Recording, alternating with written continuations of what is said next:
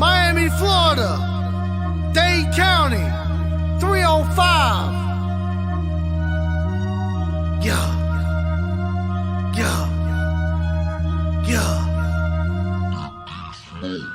On the Gulf side of Florida, they said it wouldn't rain. But down in South Beach, yeah, we bout to make a sting. 305 Miami, we bout to have a blast. Got a guy from Batman, he's so stupid fast. On the Gulf side of Florida, they said it wouldn't rain. But down in South Beach, yeah, we bout to make a sting. 305 Miami, we bout to have a blast. Got a guy from Batman, he's so stupid fast. Jalen Waddle with the catch, to a throw it, go fast. Big Mike with the round, O-line looking style. Miles G with the run, South Beach having fun. Other team gonna lose, don't care who boos. 305 is the place to be. If you don't believe me, just wait and see. Don't care what people really gotta say. Ride till I die, Phins up every day. We winning the game, we going to a party. Spitting on the beat like Playboy Cardi. Gonna take a pic with Waddle. About to celebrate with a bottle. That was about to win a dang ring. Ground and shine, bling bling. Don't give a what, look if you buck. Your team is so trash and they really just suck. His squad. Miami Dolphins, my squad. Aqua and orange on me every day. Shawty really about to be my bae. I'm always repping the 305. If you hate to leave, you can say goodbye. At the end of the day, Miami with the dub. After the game, I'll see you in the club. On the Gulf side of Florida, they said it wouldn't rain. But down in South Beach, yeah, we about to make a sting. 305 Miami, we about to have a blast. Got a guy from Batman, he's so stupid fast. On the Gulf side of Florida, they said it wouldn't rain. But down in South Beach, yeah, we about to make a sting. 305 Miami, we about to have a blast. Got a guy from Batman, he's so stupid fast. Hit squad representative. Big beats, we eat squads up for dinner. Legendary team, better watch how you approach it. If you can't swim, get tossed in the ocean. Get lost in the ocean. Bad attitude, we be causing commotion. They ain't kind of boy, one claim South Beach. When the South Florida sports so low, the mouthpiece. MIAMIDWA, that's the way I vibe. Throw Phins up, that's the way we ride. All around the globe, dog fans worldwide. When I click with JB, then you know we made heat. Lead teams in the dark like it's new EP. Phins out of this world, we the new EP. Defense doing magic, make your QB sleep. When we hit the field, then we get into the grind. Hit that touchdown song, then we get into the shine. Working every day so we can get back to the prime. If you check your clock, you can see it's 2 a time. Even if it ain't ticking, then the fans still there. Screaming out loud with our hands in the air. You either got a full cup or a can in the air. Win the Super Bowl, that's the plan this year. Yeah. Gulf side of Florida, they said it wouldn't rain. But down in South Beach, yeah, we about to make a sting. 305 Miami, we about to have a blast. Got a guy from Batman, he's so stupid fast. On the Gulf side of Florida, they said it wouldn't rain. But down in South Beach, yeah, we about to make a sting. 305 Miami, we about to have a blast. Got a guy from Batman, he's so stupid fast. MCJB.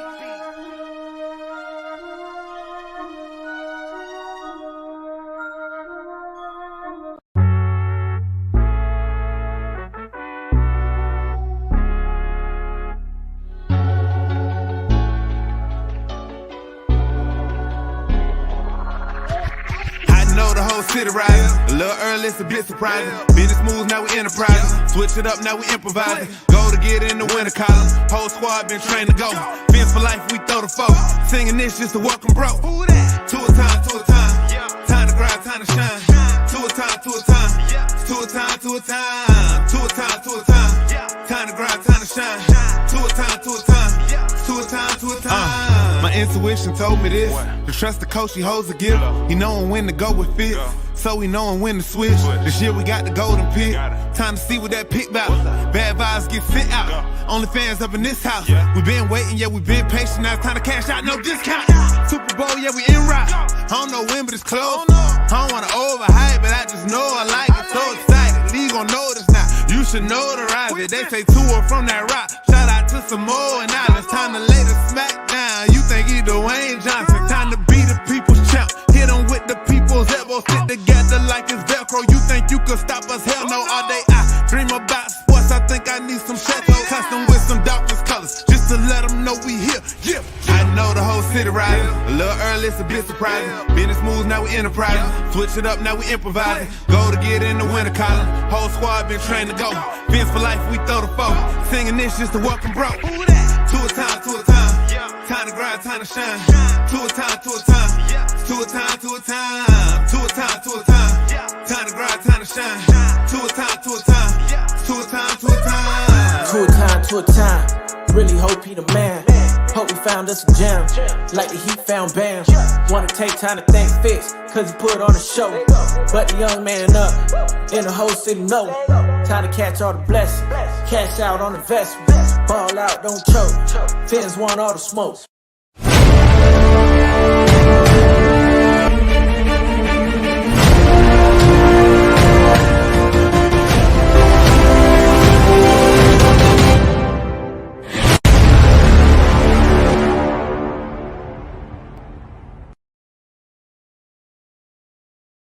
falling down on the sideline. Help is on the way.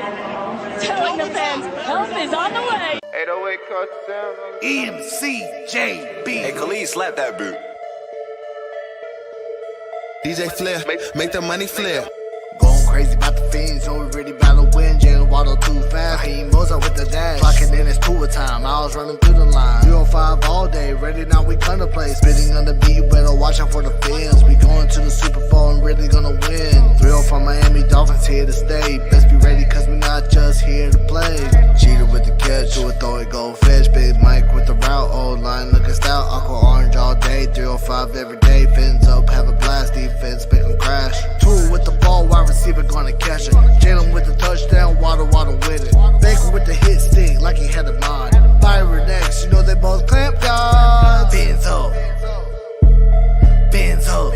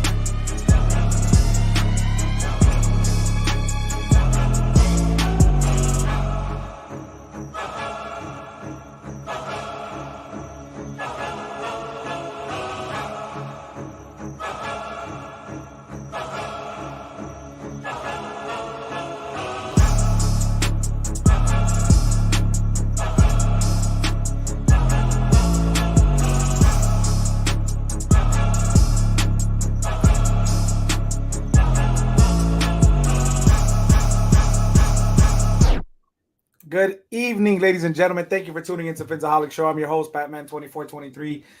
Thank you all for tuning in. Make sure you guys, as you come in, make sure you hit the subscribe button, hit the like button, let the algorithm know for YouTube that we're on live, ladies and gentlemen. Appreciate everybody in the comment section. And today is Talk About It Tuesday. So you bring the topics, we talk about it. Obviously, you know, the highlight of the video, you got Skyler. It's a Skyler time. You know, at the end of the day, the Dolphins are in a very tricky situation because, you know, obviously we don't know if Teddy's going to be able to practice on Thursday. So obviously the Dolphins are going full-fledged right now with, you know, Skyler with the reps with the first string receivers and the offense. But there's a possibility that Tua might play, ladies and gentlemen. Now, that being said, I know we've been advised that he is in the second step of the protocol system, meaning out of a 5-step program, he still hasn't cleared. Well, he's not doing football activities, and he needs to clear 2, 3, 4, and 5 to be able to play football. So there's a small chance that Tua might play, but I am not counting on it, ladies and gentlemen. Now, there is some pressing news that came over to me this morning, and it stressed me out a bit about Teron Armstead. Now, Teron Armstead is basically dealing, obviously, with a toe injury that he's had for a couple weeks now. And he's been not practicing, obviously resting throughout the week and then playing in the games. Obviously, he only played 8 snaps last game, went down with the injury, stayed in New York, saw a specialist, flew back to Miami. McDaniel was able to consult with him and talk, and he's trying his best to play. Now, I've been told this morning that the reason Armstead was trying to get an opinion in New York, he was trying to get a second or maybe even a third opinion if he should opt into getting surgery on the toe. Now, that being said, I don't want everybody to go crazy with a depleted line that we have already at the moment, but we're going to talk about it. That's the subject. That's the point of the Tuesdays, ladies and gentlemen, is you bring the topics. The link is already down, and we talk about it. But before we get into that, obviously, Tailgating 305 sponsor the show. Much love to everybody. Hit up Christian. You're trying to get a custom piece of work if you want it for your business, for your man cave, women cave, where you watch your games or anything. It doesn't have to be necessarily Dolphins. It could be any team. It could be anything. A logo for your business. He can do it all. Christian is the man. As you know, it's in the description as far as his email. If you want to reach out to him, Christian is the man. And also, let's shout out Vesta Sword, ladies and gentlemen. Vesta Sword down here locally in Miami Brewing Company. They're down here in Wynwood. That is the address up on the screen up top, and that's the phone number. Ladies and gentlemen, if you ever come down to Miami and you want to have a good beer, make sure you go check out Vesta Sword. Obviously, they got the Born and Raised. It's the blonde ale from Vesta Sword from the Miami Dolphins. Great beer. Very light, very good, refreshing. That is the beer of choice at the Dolphins games. Tomorrow, I bought a 4-pack, so I got a Vesta Sword. You need to restock me. I know you only want to restock me during the games. So, I have a 4-pack ready for tomorrow for BYOB Wednesdays. And much love to everybody. So I got some people already in the back, ladies and gentlemen. Like, again, I dropped the link in the comment section. Come on, and let's talk about it. Let's welcome Hard Rock Stadium. What's going on? I'm guessing this is CT? I don't know how that changed. I'm gonna Stadium. No. Beer guy was messing with the StreamYard the other day, and I think he changed my name by himself. Oh, okay. Can't you change it? Change it back, change it for bro. you. Let's welcome change it back Alexander. to CT. I don't know why he did. Mark from Bill's Mafia and Humble Pie. How you doing, gentlemen? Oh, Good, great! man. Hey, Good. I lost your sub for a bit, and I finally found it back. And it's good to talk to you again. Appreciate it, Mark. It's awesome, man. I know you're I part of this immediately community, resubbed, man, and of I course, love your and- takes. Appreciate it. Yeah, Appreciate it. immediately resubbed. Just a very quick first intro take. The Armstead situation is obviously very, very concerning. And if he does have to have a toe surgery, and that's the worst case scenario, what is the recovery timeline?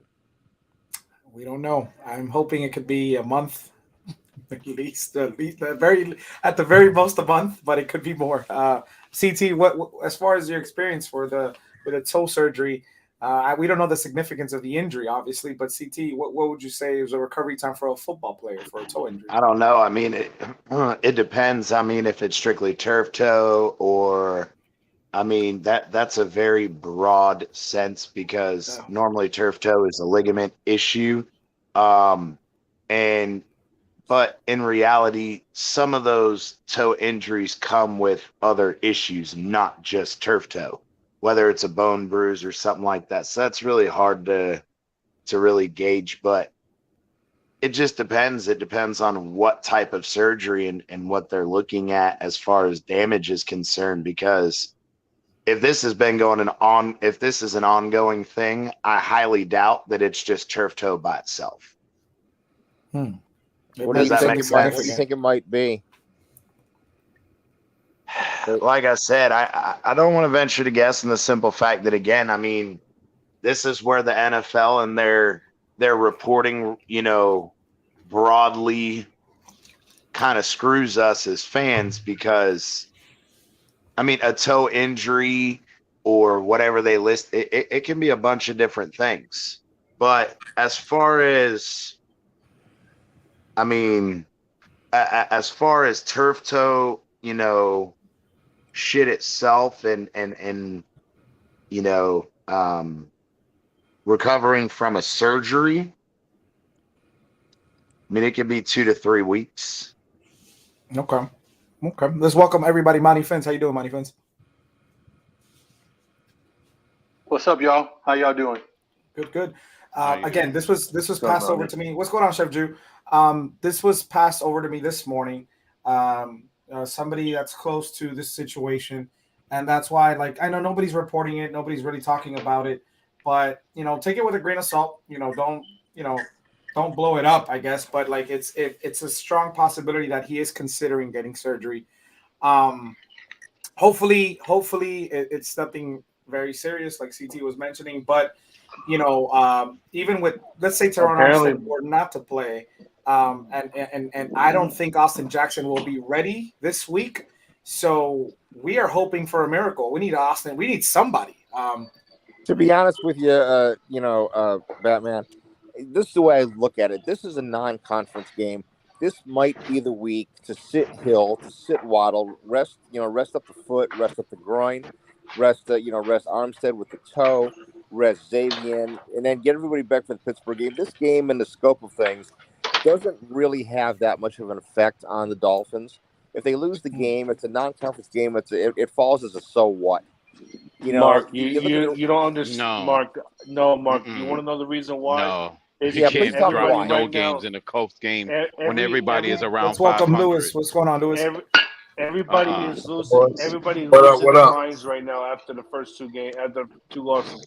Everybody's thinking this is a sinking ship right now. So no. But the thing is, it's not a sinking ship. Can't afford to lose It's a ship with injuries.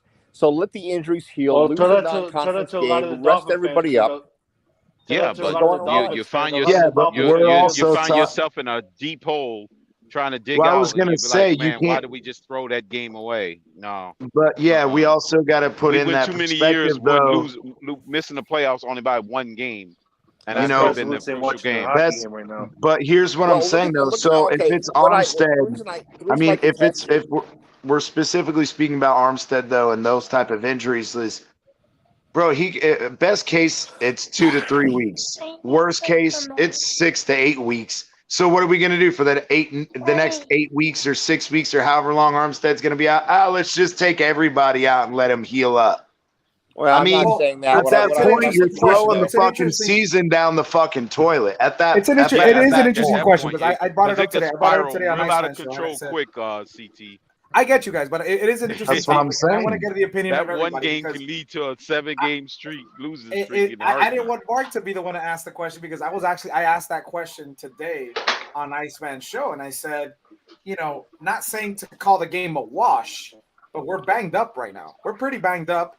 Would you rest some of these guys that are really hurt? Not the guys that can play, but the guys that are really hurt. Would you rest some of these guys and then get ready for the Sunday Night Football? You might be going into a 3-3 game. But Batman, I will submit this to you. Did the Hall of Fame coach Bill Belichick do that when he was playing the out-of-conference game against Detroit when he shut them out? No, he did it with his third-string quarterback. So no, I'm not accepting just throwing the game away. The reason I bring this up is because New England didn't think that. New England wasn't thinking that. They still played their hearts out, and they shut out the #1 scoring offense in football. And I understand that, but I'm looking at it from this perspective. Look at the AFC right now. The Broncos are toast. The Raiders are toast. There's only going to be one team coming out of the AFC South. Pittsburgh is done. Cleveland is bleh, and they're not going to be anything. No, and then you got Baltimore, who you've already beaten and known the tiebreaker on, and you have Cincinnati. So obviously, what you want Cincinnati to win the division and get into a situation where you have a tiebreak with Baltimore. And the Dolphins are going to play 3 winnable games when they get their people back. Pittsburgh is god awful. As a Bills fan, I can tell you, I watched them last Sunday. They're god awful. You're going to beat you're probably going to. Detroit could be a tough game, but you get your guys, your guys healthy. You get Xavier healthy. You get Byron back. You're going to beat Detroit. You're going to beat Chicago. You're going to go on a nice run. This is the problem I have. This is why when the season started out, I guaranteed we would lose to the Jets because of this nonsense right here. No game is an easy win, a chalk win. That's the problem. You got to play a game for 3 hours on Sunday against the other team. If that team shows up and you don't, you can lose any game in this league. How many times do I have to preach this? I said that before the Jacksonville game last year, and I said it before the Jets game this year, because you guys are trying to preach that any game is a given. That stretch against the Bears, against the Vikings, and against whoever is in that collective bunch, it's not a walkover. In the Lions. And by the way, I did crypto, Batman, kick him, Batman, kick him. Don't get me going with the Detroit because that's not a walkover, even though they got walked over by New England. Talk to him. You let him say it. You let him say it, Batman. Now it's gonna happen, and it's your fault. Talk to him, Crypto. So I don't want to just go in there just thinking every game's a given just because we want to try to get healthy. No, we got to try to win every game that's on the schedule in front of us. Because that Hall of Fame coach last week did not do it when they played against those lonely Lions. Hey, I don't know who else feels the same way. If I was a Miami Chris Greer or Mike McDaniels, I'd file a grievance against the fucking NFL right now for pulling Teddy. I sure didn't file a grievance against the league right now. Teddy showed no signs of being concussed at all. No wobbleness, no disorientation, nothing. I agree. Nothing. I agree. I will file a fucking grievance against Roger Goodell. You know what's funny? No, I told all y'all this was going to happen, and it came out today. I was notified that there has been a complaint filed with the NFL Players Association based on, and I don't know if it's Teddy. They didn't say what player it was, but there was a player that was removed from this weekend's set of games, and they believe they were unfairly removed. I would straight put their ass on blast like a Hollywood marquee. I'm telling you that right now. And I agree. And I think I tell you what's interesting right now about that thing, and it's kind of fishy because the spotter that spotted Teddy works for the home team, and who are the home team? The Jets. Yeah, that's fine. See? So what I'm saying, see, impropriety. Okay, that's fine. I think we all said it. We agree that Teddy Bridgewater should have been in the game. That he should have. There was no reason he showed no signs. I think we all agree on that, right? I agree. Yeah, absolutely. Okay. My opinion, though, see how I preference my opinion. Even with Teddy Bridgewater, we lose the game. So that's a mute. I don't know about that. Again, hold on. But let me finish real quick. Regardless, because crypto guaranteed it. I'm just trying to quarterback. No. I'm just trying to put some context into it, right? Because that's the word everybody likes to use is context. Yeah, see, it doesn't matter because at the end of the day, our guys after a 10-day layoff was not ready to play. That's including Teddy I agree Bridgewater. with that part, and I'm not arguing that part, Lewis. What I'm strictly saying, though, is I told you that the NFL was going to overcorrect, and then they're going to start removing players that shouldn't be removed, and then the players are going to go right back to the same people who hounded the NFL to change this shit, and then they're going to start having to deal with their own players, hounding them about why are they taking money out of my pocket? Why are they taking my, my playing time away and whatever? I agree, right, but we just have to. But we just have to let that process play out because us crying about it on this panel ain't going to change nothing. No, I agree. And with the new protocols, and it's going to make it harder for Tua to stay in the game anyways. You think he was staying in the game under the old protocols was more difficult? It's going to be more difficult to remain upright and stay in the game remaining for the rest of the career. That's every player. I think I think they ruined the game. I think the game is getting soft now, and it's getting to a point where we don't. You see players complaining. Absolutely, Batman. I want to. As soon as you push back on this real quick. And not only that, Batman.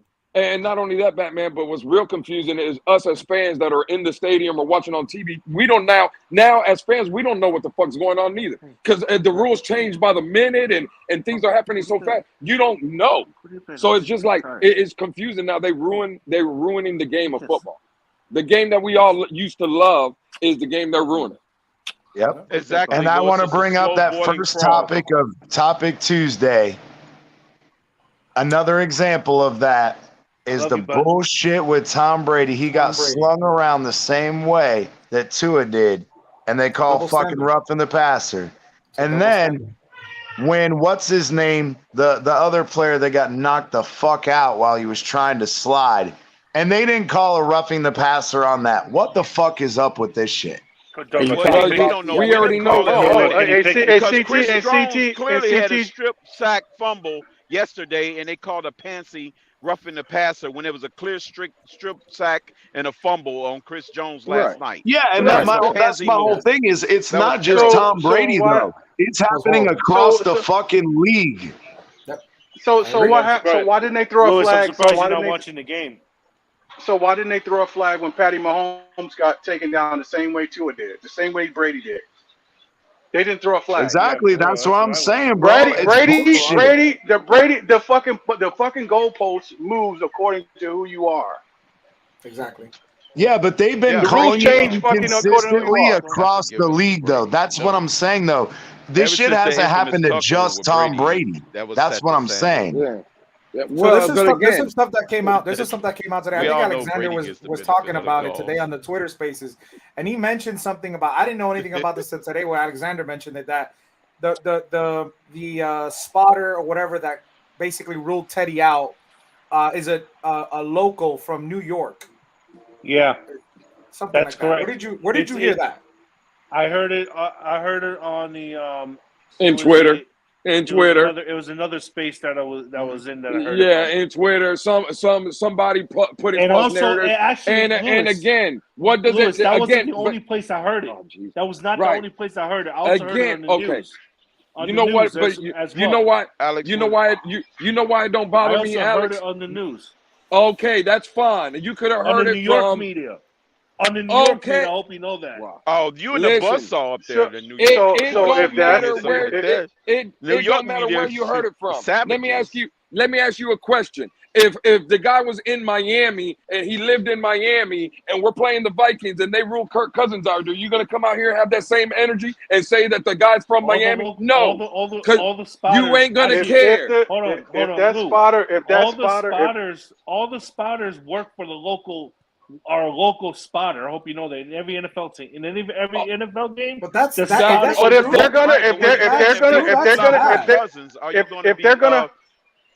they're gonna hold Kirk Cousins to come back in. So if they're gonna hold that standard for every home game. But if that is true, that's a conflict of interest throughout the NFL. That's a conflict of interest. And that's more of a reason. And that's why I said it should be independent. And that's why I said the NFL. I mean, that's why I said the Miami Dolphins and Chris Greer need to file a fucking grievance against the league. Okay, but this is what I'm saying. Like, it's not to nobody out here, because I get it, and you guys are right. But what the fuck is that grievance going to do? Like, honestly, and is it going to bring the game policies, back? A lot of times policies don't. A lot of times policies don't change. Can I just end this because it's actually a pointless conversation because I just Googled it. They're athletic trainers and they're independently contracted by the league. So that rumor is false. That rumor is false. Okay, that they own by the local guys. Right. Oh, okay. There you go. No, they're not owned. It says here, and I'm reading straight off the NFL's website, that they said after that whole what's his name incident, and I don't want to go all the way the fuck back up there. The Colt McCoy thing. They said that it says now. Let me go back.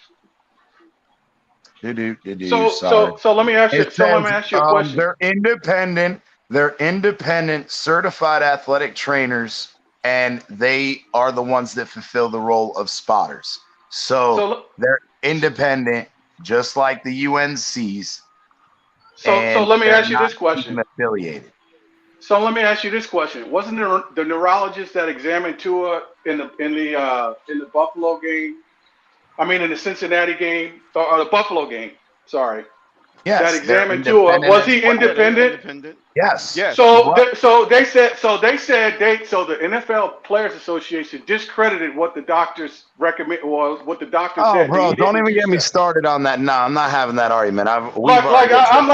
They need to get this shit. They need to get this shit together for real. No, this shit must not be knee jerk.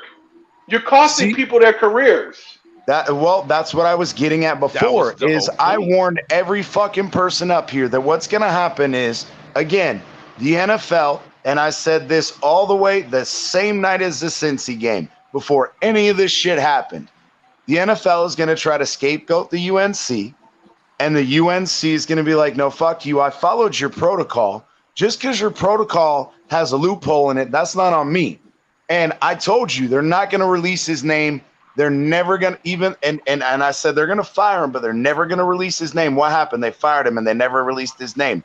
And I said, why weren't they going to fucking release his name? Because as soon as they say that and release his name and try to ruin his career, Bro, he's going to come at the NFL so goddamn hard and show, look, I followed every fucking protocol written. It's not my problem. They found a loophole where they've never been in this situation, but now that it has arisen, they have to deal with it. And I told y'all they're going to overcorrect it to the point where the NFL Players Association is going to start this bullshit, and then they're going to start taking out players that shouldn't be taken out, and then they're going to start bitching about losing money because, oh, you're taking me out, I may lose my starting job. You're fucking with people's, football careers, and they're going to start making complaints. And I found out today that there's an unnamed player that was taken out due to the new protocol, and Teddy is not the only one that it's happened to. So again, hey, real quick, everybody, I want to even those that's filed a grievance or a complaint with the NFL Players Association. I got you, DTA. Well, appreciate CT, it. I'm the next guy that gets sneezed on in the Dolphin uniform is getting taken out. I'm just going to warn you right now. Yeah, I'm going to warn you right now. Let's welcome Von Joe and John. What's going on, gentlemen? Good boys. Yo.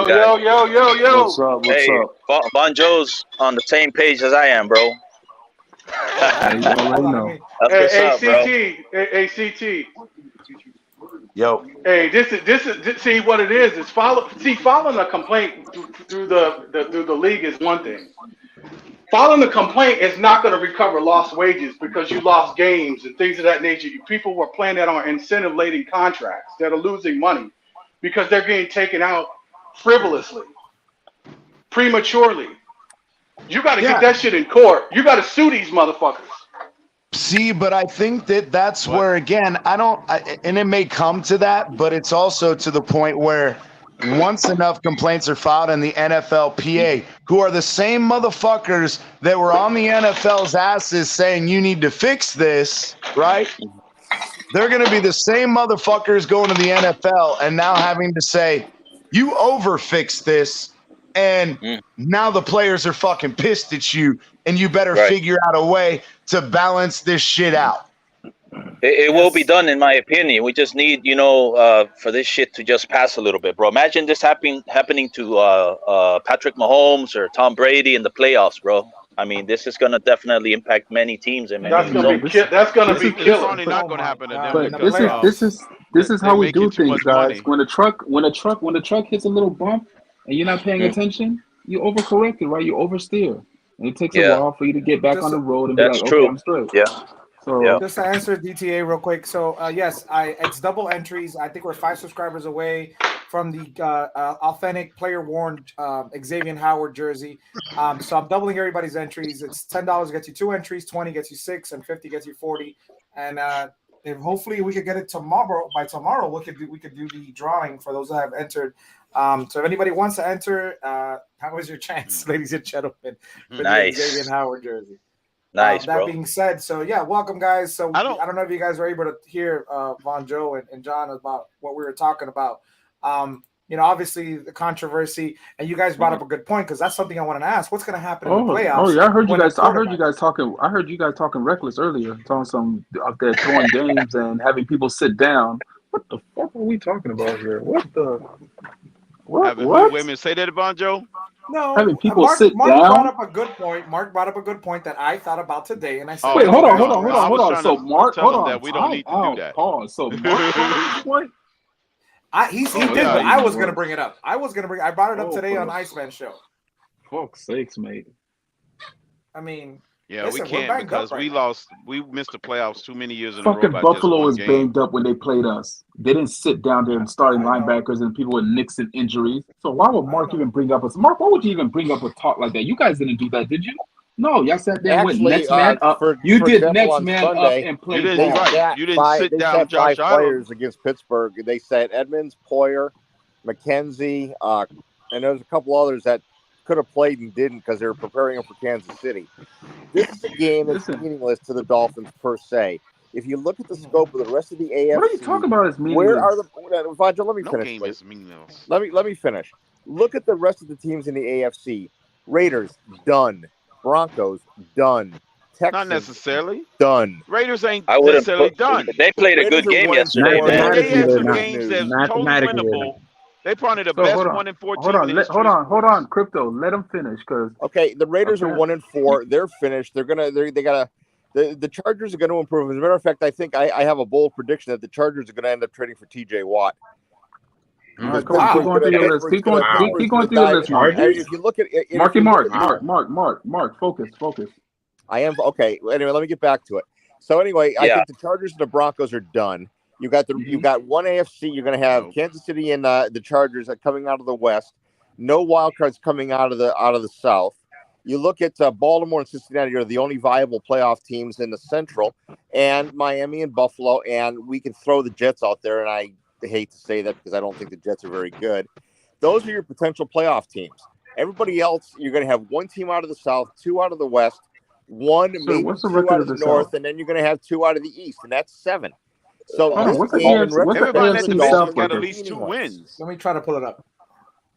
Yeah, it's Everybody in the South has got at between least the 2 Titans and the Jaguars are going to See, duke but that what I want to Look at- ask look at Mark, the Dolphins' and it's schedule. with all love and respect, throw- but how you- many okay, times let me did Buffalo finish, start please. 1-4? And did you just Crypto, discount can I them? finish, please? Did you just discount them? Who did I Exactly, did that's I my discount? question. Who?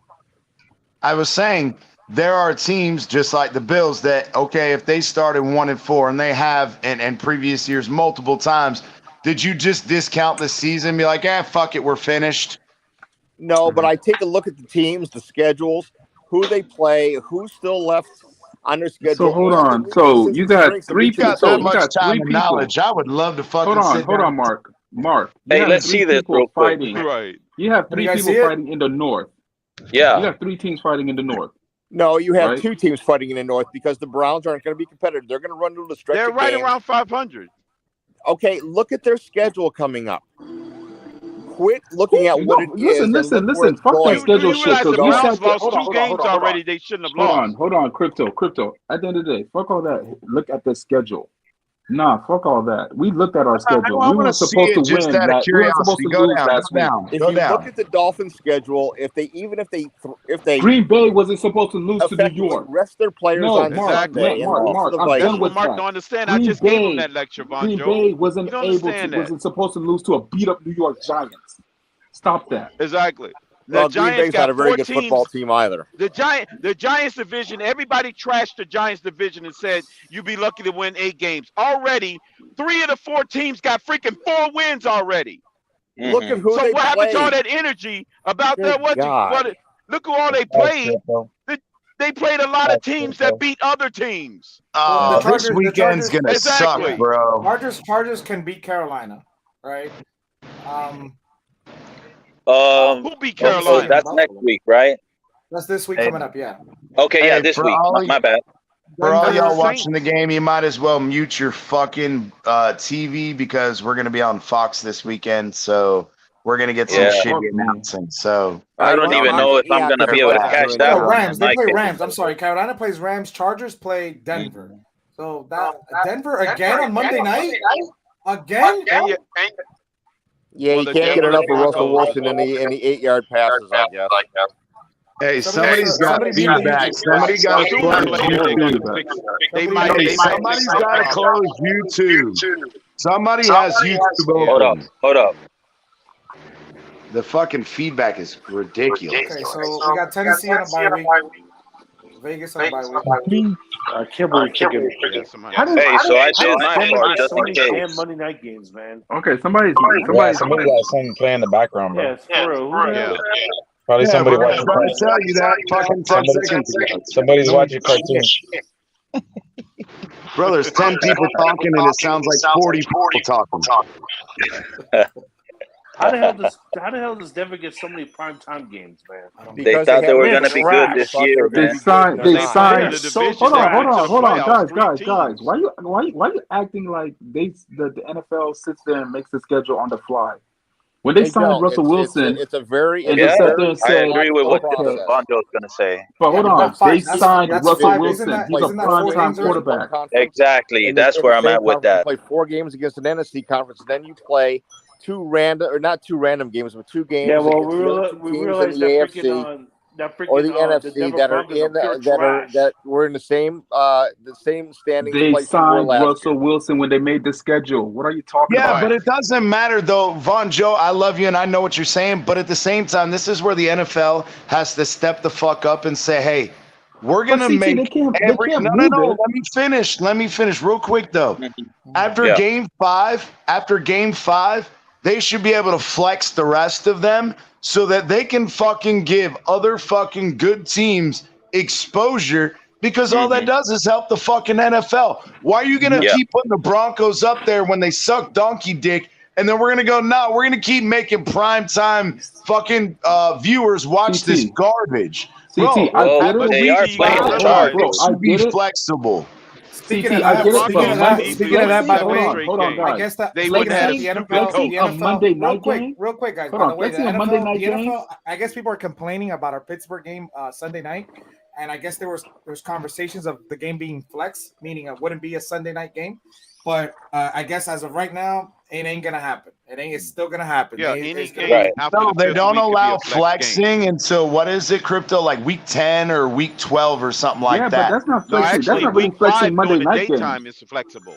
But you talking about week flexing 5, as early a as week 5, CT. You talking about flexing Monday. That is it was on my ticket. I'm not talking about flexing Monday. I'm saying, bro, they had 2 Sunday night games. They're gonna have a Monday night game and a fucking Thursday night game. So, brother, that was early in the season. The Sunday night games, I get it, but again, it's a logistical nightmare to start flexing Monday night games.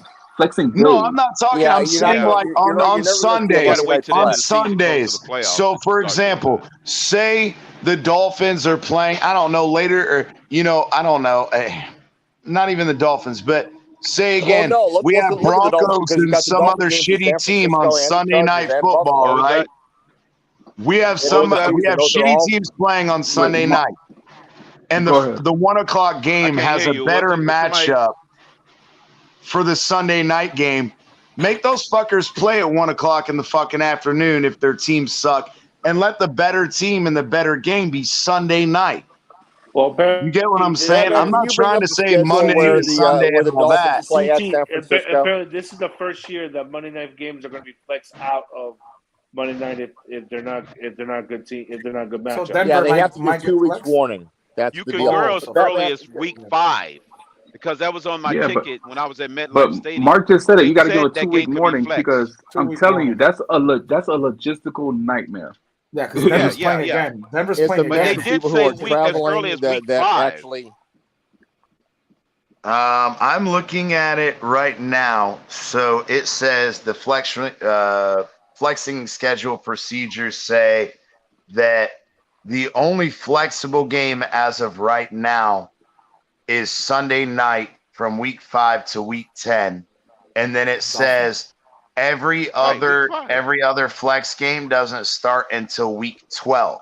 So I remember them doing it like after week 12, but now they've included the Sunday night game can be flexed out. They was on my ticket because it was possible.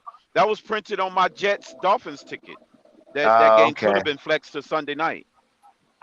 Okay. Yeah, so it says the game has a possibility only Sunday games are eligible to be moved to Sunday night, and it says here that actually, but let's just stop for a second.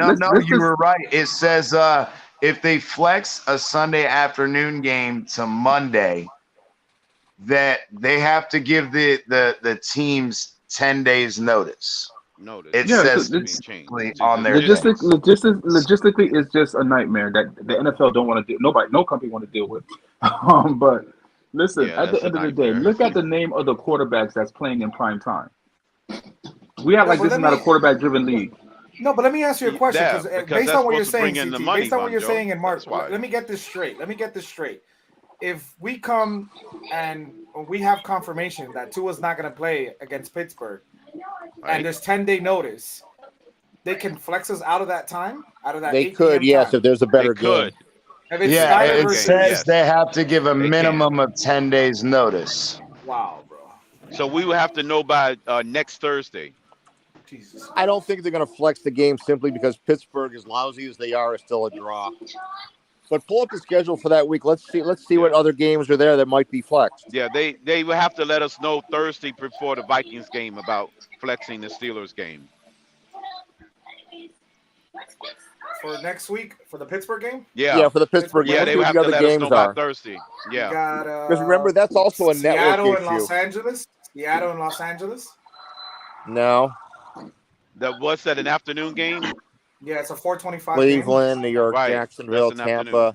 Carolina, no. Detroit and Green Bay, Dallas. Washington, Detroit no. and Dallas. Indianapolis, no. Detroit and Dallas would be a good matchup. No, Detroit's like 1 No, and not 4. unless they go on the winning More streak. Yeah, scoring, they yeah. dropped some bad ones. Yeah. Man, yeah, they've been losing That some could where have they been score one. like 35 or more points, bro. That's go crazy, down, man. go down, go down, go down, Batman. Keep going. There you go. So we can see the later games. Yeah, Houston, no. The only Vegas, thing is, Cleveland, the Kansas only City, thing I San would see is Francisco. Kansas That's a City good and one, for bro. San Francisco. Yeah, Right. that's They a good might one, bro. flex that. Yeah, they might flex that one. Oh yeah, for sure, bro. Right, San that one, Francisco's Fuck, looking good, man. God damn it. Fuck you, NFL. They're not going to flex them. They're not going to flex Pittsburgh Miami game. They Well, won't. look. I don't think they will. I No, say it that's because also the Barry 50th Jackson anniversary Louis, reported you gonna this. be at that game? Listen, Barry Jackson Man, reported this 5 hours ago. He said, couple Dolphins media items, NFL and NBC won't flex out Steelers at Dolphins on Sunday night, October 23rd. A rare Sunday nighter for Dolphins, now definite. Even with Steelers at 1-4, 2, Fox assigned Kenny Albert, Jonathan Vilma, and Dolphins. Hey, Vikings Von Sunday. Joe. So it will happen. It will happen. It won't be Okay. flexed. What's there up, you go. bro? There you And go. then, Cheers, bro. That's my man right there. Cheers, bro. I cannot fucking believe that we just spent the Here you last go. 15 minutes Here we go. arguing Here we go. about what time a fucking game. I don't give a shit if you tell me to be in Miami at 5 o'clock in the goddamn morning to watch the fucking Steeler game. Damn. I want to be at 8 o'clock. I want a night game. I want a yeah, night game. I was you're gonna go to not, that nah, game too, see, man. nah, that's Y'all- where you're y'all be missing. fucking No, stop it, Y'all be Lewis. tripping. I love you, but stop that. No, we've been sitting here, and granted, just because we have injuries and whatever, we wanted primetime games so that we get some goddamn respect on our motherfucking name. And if they keep taking that's us the only out of way this you're shit, Wrong. then it's gonna piss me the Wrong. fuck off. Wrong. Let me explain to you why that's fucking wrong. You want to hear why you're wrong, CT? Go ahead, big dog. You're complaining about watching Denver because they're fucking trash. That don't make them better or give them respect because they play on fucking Monday Night Football. I guarantee you, if the Dolphins play all 1 o'clock games, but they finish the season 13-4, that's how you earn respect. Not by playing on fucking primetime games. Earning respect is by earning wins. No matter if it's 5 o'clock in the morning, fucking 9 o'clock in London, 1 o'clock, 4 o'clock, 8 o'clock. It doesn't matter what time the game is. I couldn't agree with you more, Louis, bro. Let me give you my You won that one. The problem is hold on. Can I please respond to what he said? I agree Louis with won what you me said, over with Louis. that. Again, I agree with what you said, Louis. I'm not disputing that fact, but I'm saying that even the times where we haven't had a 13-4 season, but even times we've had 10 or 11 wins, we still got shit on by the fucking media and other fans because they didn't have an opportunity to watch us play and go, oh damn, maybe they should have. Maybe we should have gave them more attention. Because we had Jay Fiedler under center for a good chunk of those years. Exactly. Nobody there you wants go. to see Jay Fiedler on the field. No, Crypto, you're right. We're talking about 10, 11 wins with Jay fucking Fiedler. When was the last time that in the last 10, 15 years we won 10, 11 games? 2020, Tannehill season, bro. When we 2020. Tannehill, Okay. when we had Chad Pennington, when we had Pennington. Look how far back that was, CT. Pennington. No, the Tannehill season, bro. mid 2000s. Okay, so 2 years, 2017, I've heard 2017 and 2020. So 2 years out of the past 20, we've had 10 or 11 wins, and we're complaining because we don't have no primetime games. Are we fucking kidding ourselves? Bro, you know what we sound like? I'm not complaining about that. So, Louis, the only reason I want a primetime But I want to respond to this right now.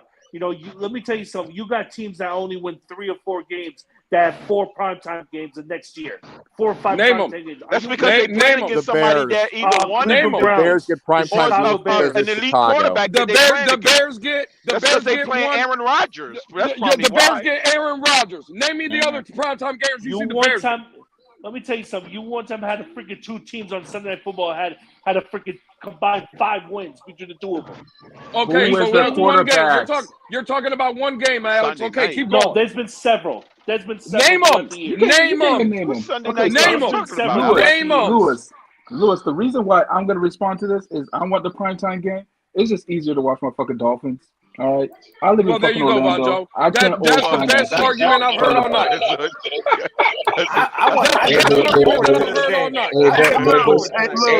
Hey, Lewis, look backstage and we'll talk about it later. But that's all I'm saying about that. Look back in the private chat. Hey, Damn, Irving, so I got echo again. Irving, you got YouTube. Irving, you got YouTube open. Hey guys, all I'm saying is we're arguing about dumb shit, man. We're talking about dumb shit. Who cares about flexing games? Let's talk about what's going to help us win games. Let's talk about it. Spark it up, bro. That's easy. Spark it. Hey, we did. We spent the entire beginning of the show talking about how the NFL is trying to fuck our players. Scheme to stop. Listen. The best receiver. Okay, let me try to explain something, guys. Right there. God damn, oh, man. Guys, real quick, everybody. Real quick. Yeah, I'm gonna give you the floor, Mark. Real quick. Remember, Okay. I want to talk about the scheduling, and I don't. Yeah, We it's need to just figure out how to shut down Justin Jefferson. That's the real key. Okay, let me just do my point. That's how we and I will tell you how a team becomes a national team, depending upon high-profile players and how they've done in the past. As a Bills fan, I live with 1:00 games all season long, never getting a sniff of Monday Night Football, Sunday Night Football, nothing. Now, the Bills have made the playoffs. They played that game with Kansas City last year. Josh Allen's a national player.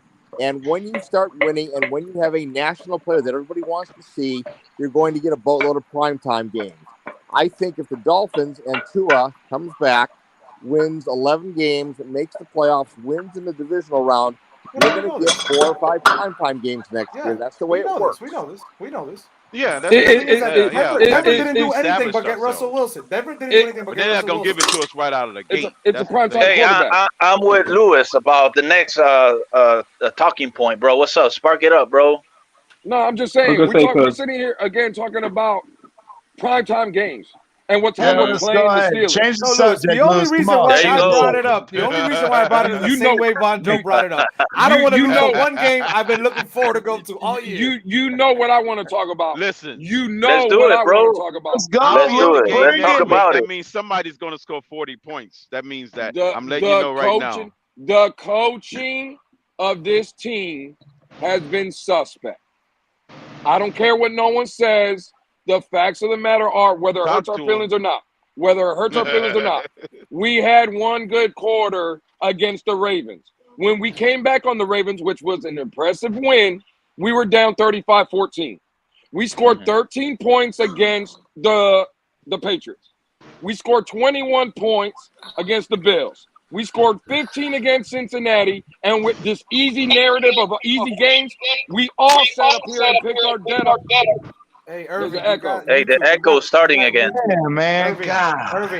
Irving, you got YouTube open, Irving. I think it's you. No, I just got bad feedback. That's all. Hold on. You want to talk? I'm gonna come back in and out. Hold on, Alex. Hold on, Alex. You're I'm not finished. Your spot. I'm listening to you, Lewis, bro. We scored 15. No, that's the problem. We scored 15 against the Bengals, and now this easy narrative where we got easy games coming up. We all sat here and picked the Dolphins over the Jets, right? We scored 17 on them.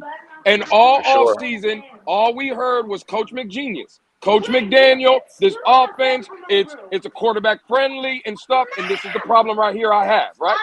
Because if the system that Coach McDaniel brought was quarterback friendly, then Teddy Bridgewater, a 10-year veteran, how he looked in the preseason and how, again, he couldn't even finish his game, he should be able to execute. Skylar Thompson, in my opinion, in a quarterback-friendly offense, should be able to execute. We got 9,000 offensive line coaches on this team. We brought all kind of new players. Why is it that we're averaging less than 20 points a game in our last 3 games that we played? I just don't understand. Sometimes, Lewis, sometimes you could bring, like I said, you could bring the biggest coach out there. You could bring Phil Jackson out there. It ain't gonna make a difference. Well, this is my problem. It made a difference in Chicago. Now, did they lie to us? Did they lie to us? Hold on, Batman, because this is my problem. When we had Flores, right? Flores then couldn't listen. I'll give it to you. He didn't know offense, right? There you go. You got me to say it. The man didn't know offense. But when we hired him, we knew he was a defensive-minded head coach. Did he come and fix the defense? Yes. Yeah, it looked pretty good. Yes.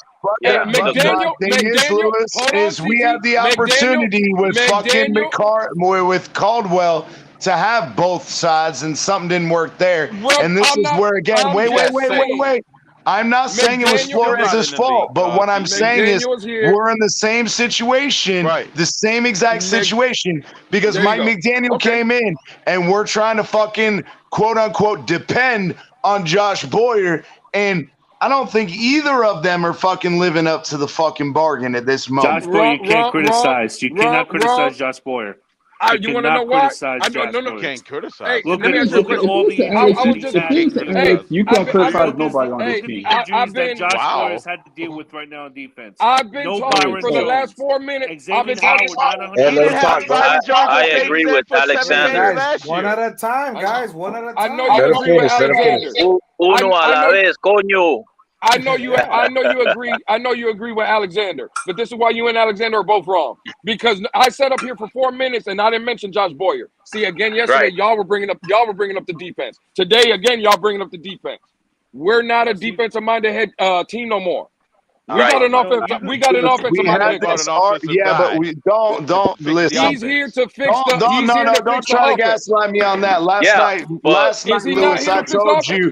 I was on fucking Larry's channel. I was on Larry's channel and last night on Batman's with you having the same conversation. Would you rather have Nathaniel Hackett fucking McDaniel had blame too. That this offense had blame too. Bro, it's been lackluster. Would you rather have? I think that we're missing out. I think we are.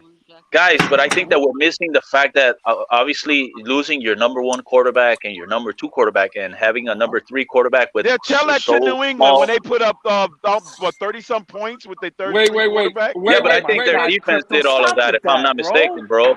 Their defense did all of that. Yes, sir. I'm listening to you, Lewis. Yes, sir.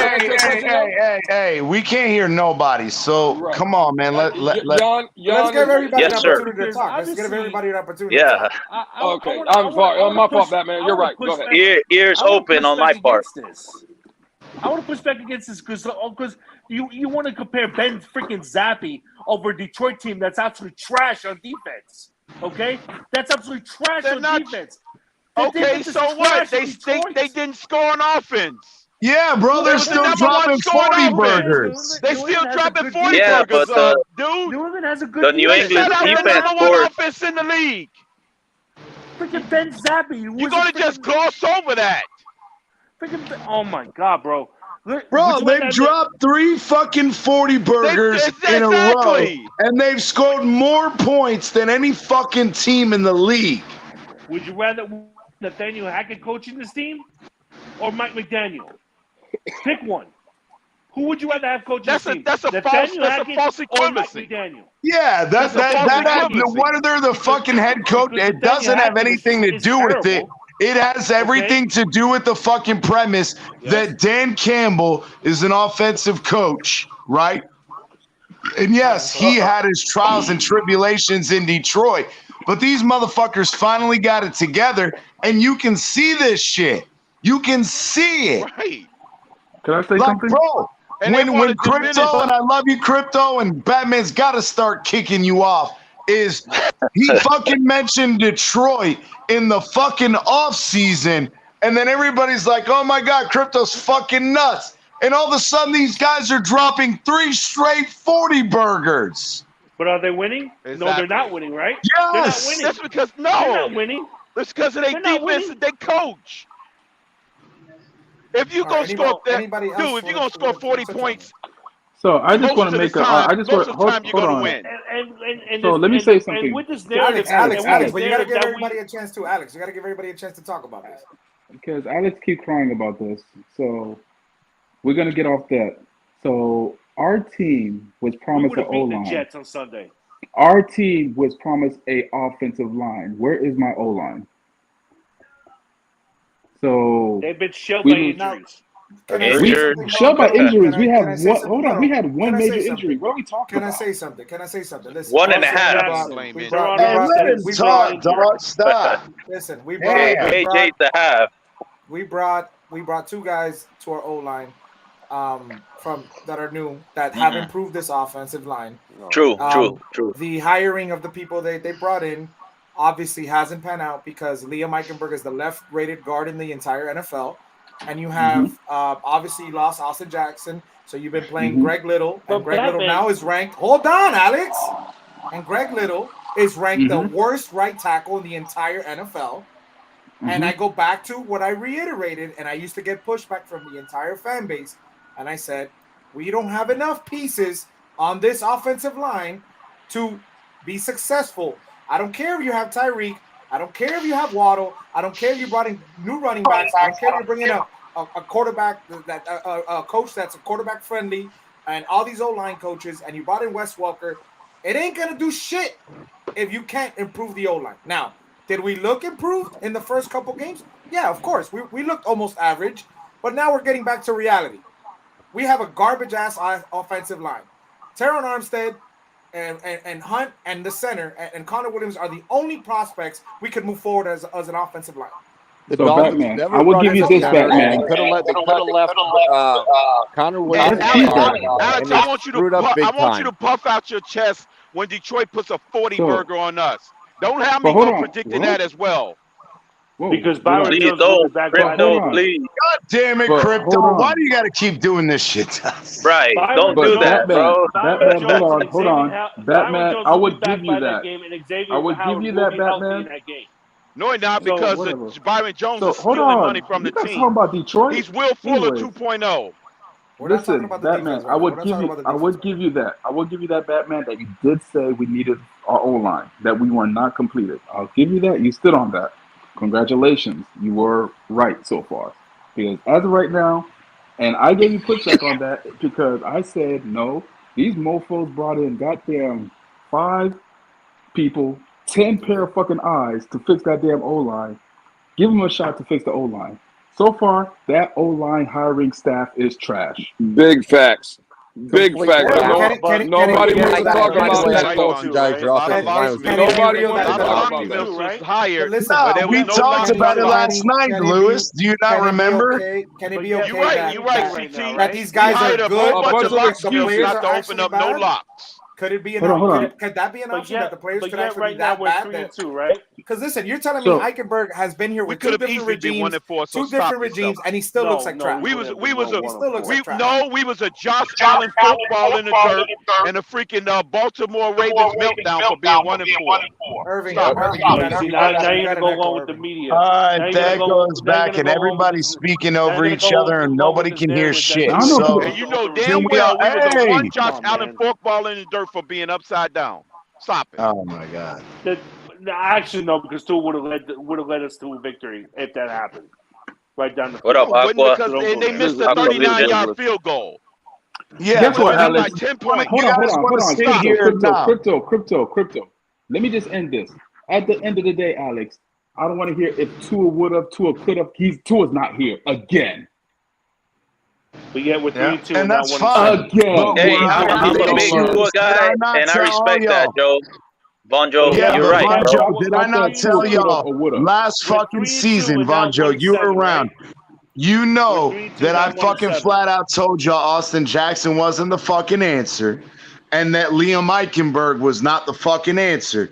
And I said this shit multiple fucking times. And everybody's like, oh, we're going to bring in all these guys. Okay, I'm going to give deference. Maybe they can get something out of them. But the fact is just like I said last night, not only does the coaching staff have culpability, but so does Greer, because they both evaluated these individuals and said, you know what? Nah, we're good with what we got. So that's on the fucking staff and on fucking Greer. That's what I said. I don't give a fuck. You stop making excuses for McDaniel in this aspect. Bro, he brought in all these guys to fucking be great offensive bro. line guys and tight but end actually, and now they that I think accepted. about it, No, let me finish real quick.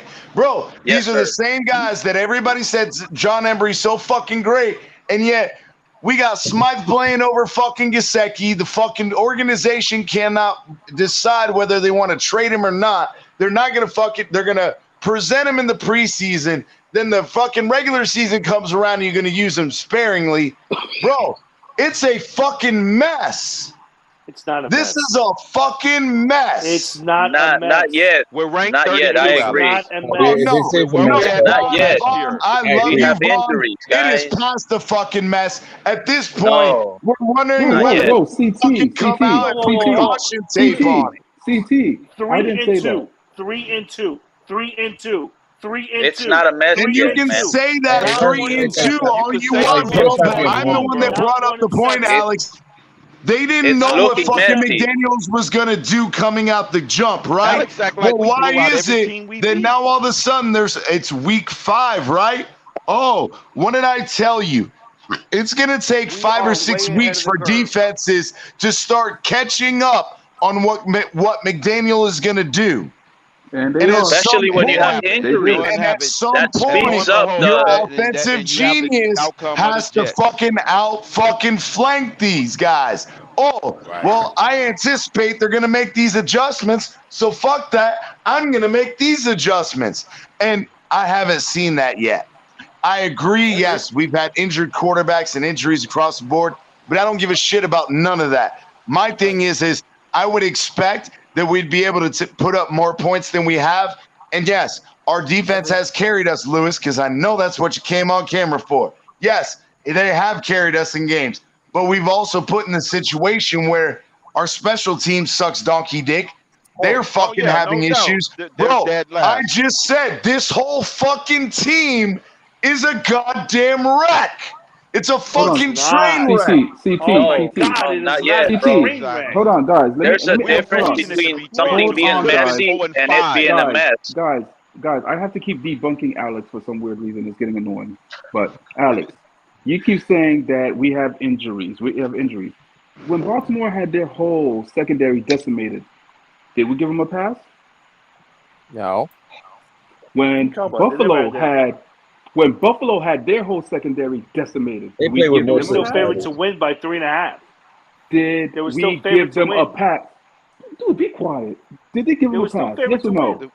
No, we still took that victory and said we celebrated, right? Oh, you should have had the next man up. Stop crying about goddamn injuries. Next man up. There's 52 men on the fucking roster. You know, it's all easy. It's all easy. You said. Yeah, but one thing is about stepping up. Hey, but one thing don't expect that to change anytime soon. Hey, but listen, one thing is about stepping up, and another thing is about having quality depth behind them. It's all easy. That is our problem right there. The depth, man. We don't have it, There bro. ain't gonna be no unity, Trey, until Don Shula resurrects and we go. Bro, you got 2 practice squad tackles right behind your starters. You're cracker shell thin, bro. You're cracker thin on those positions, bro. You don't cry about injuries. You know what develops depth? Coaching. You know the Bengals Coaching offensive line develops is worse depth. than ours. The Bengals offensive line is worse than ours. I'm sure the Ravens thought they And should Joe have been 5-0 Burrow too. felt super safe. Or actually, the Bills Stop that. probably think they should have been 5-0. Joe Joe Burrow Burrow said he my felt lower. the safest he ever been. Yeah, against but our here's the defense. thing. Our Here's the thing. defense. He said he was super safe. Best he's ever been. Everybody can't be undefeated. Somebody's got to take a loss. Joe Burrow and Tua Tagovailoa have played the same amount of games since coming into the league.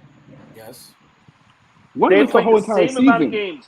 They played the same amount of games since coming What into was the out league. the whole season? Yeah, What? but Blew an the ACL and missed the whole the entire pushback season. Alexander is that he took his team to the playoffs, though. He did take his team to the Super Bowl. Super Bowl. To the Super Bowl, running yeah. game took his team to the playoffs. He took his team The to the running Super Bowl. game did. Well, he was part of a Super Bowl team. You want to He was slinging that ball. 1,000 yards in a 2-week span. That was all Joe Burrow. Stop. Listen, I will tell you this. And he I will beat tell you the this. defending AFC champions in Kansas City twice. If Greer doesn't make a move, because we need to get some depth. We need to get some depth on this line. And listen, we expect Armstead. Lewis said had nothing to do with Armstead is Mitch. going to go down. Armstead is going to go down at one point in the season. Absolutely, Batman. Now, that being said, if Armstead goes down, ladies and gentlemen, it's bad. regardless of who you got at quarterback. I agree. Bad. I agree. Also, I mean, you also got don't only take into account our depth issues. Like I think Lewis was talking about earlier in the space was our coaching, our lack of preparation before games, not having our quarterbacks prepared with the proper game plan. That's one thing. Another thing is play calling. The penalties, Yes. everything, the whole team. But this is what I wanted to say. Can I please respond to Thomas real quick? Can I respond to Thomas real quick? No discipline at this point. And it goes to the whole panel. My whole thing is I do think, because again, we're bringing up right now play calling issues. We're bringing up depth issues. We're bringing up, whether it's injuries at quarterback, running back, or not running back, wide receiver, offensive line, cornerback. Our linebackers are playing like shit. Our run defense is playing like shit. Our fucking special teams, bro, every time, I don't know what it is with our special teams. Every fucking year, we have a badass punter and a shitty kicker, or a fucking shitty fucking punter and a badass kicker. And bro, this is why I'm saying this whole fucking team is, there are problems all fucking around, and it's turning into a shit show. Yeah, we came out 3-0, and I know that, yes, Tua's injury plays into this, and I agree with that. I'm not arguing that, but it does not change the fact that since Tua's injury and over the last 2 weeks, it went from bad to fucking worse. And that's where we're at this moment. Let me say this real quick. Look, G brings up a good point. Cover 2 is a Dolphins killer right now. Let me ask you guys a question, because I predicted that Raheem Morster was going to have a big game going into that last week, and now I'm predicting Mike Gesicki is going to have a blowout game this week. Now, that being said, Vince brought up a good point. He texted me, he said, teams are playing cover 2 defense, so why are we not throwing to our tight ends? Yeah, now, but 100%. The problem with that, 100%. Yeah, but listen, hold on. But the problem is when you play a lot of cover 2, you have to runner. Yeah, but the problem is when you play cover 2, you have to stay consistent with the running game, because you want the linebackers to bite on the run fake and get them to commit safety in the box. And also, they don't run cover 2 all the time. There's times where they're running, cloud 6, they're running quarters coverage. It's just the coaching. They're not adjusting to those coverages by running more like my drags, more slants, more post routes, more glance routes. Well, I don't think it's that. It's also including that. I think that, again, when you have the cover 2, let's all talk about it, okay? Schematically, there's a fucking void in the middle in between the safeties, right? And if you're dropping those fucking cornerbacks and say a 20-yard cloud, right?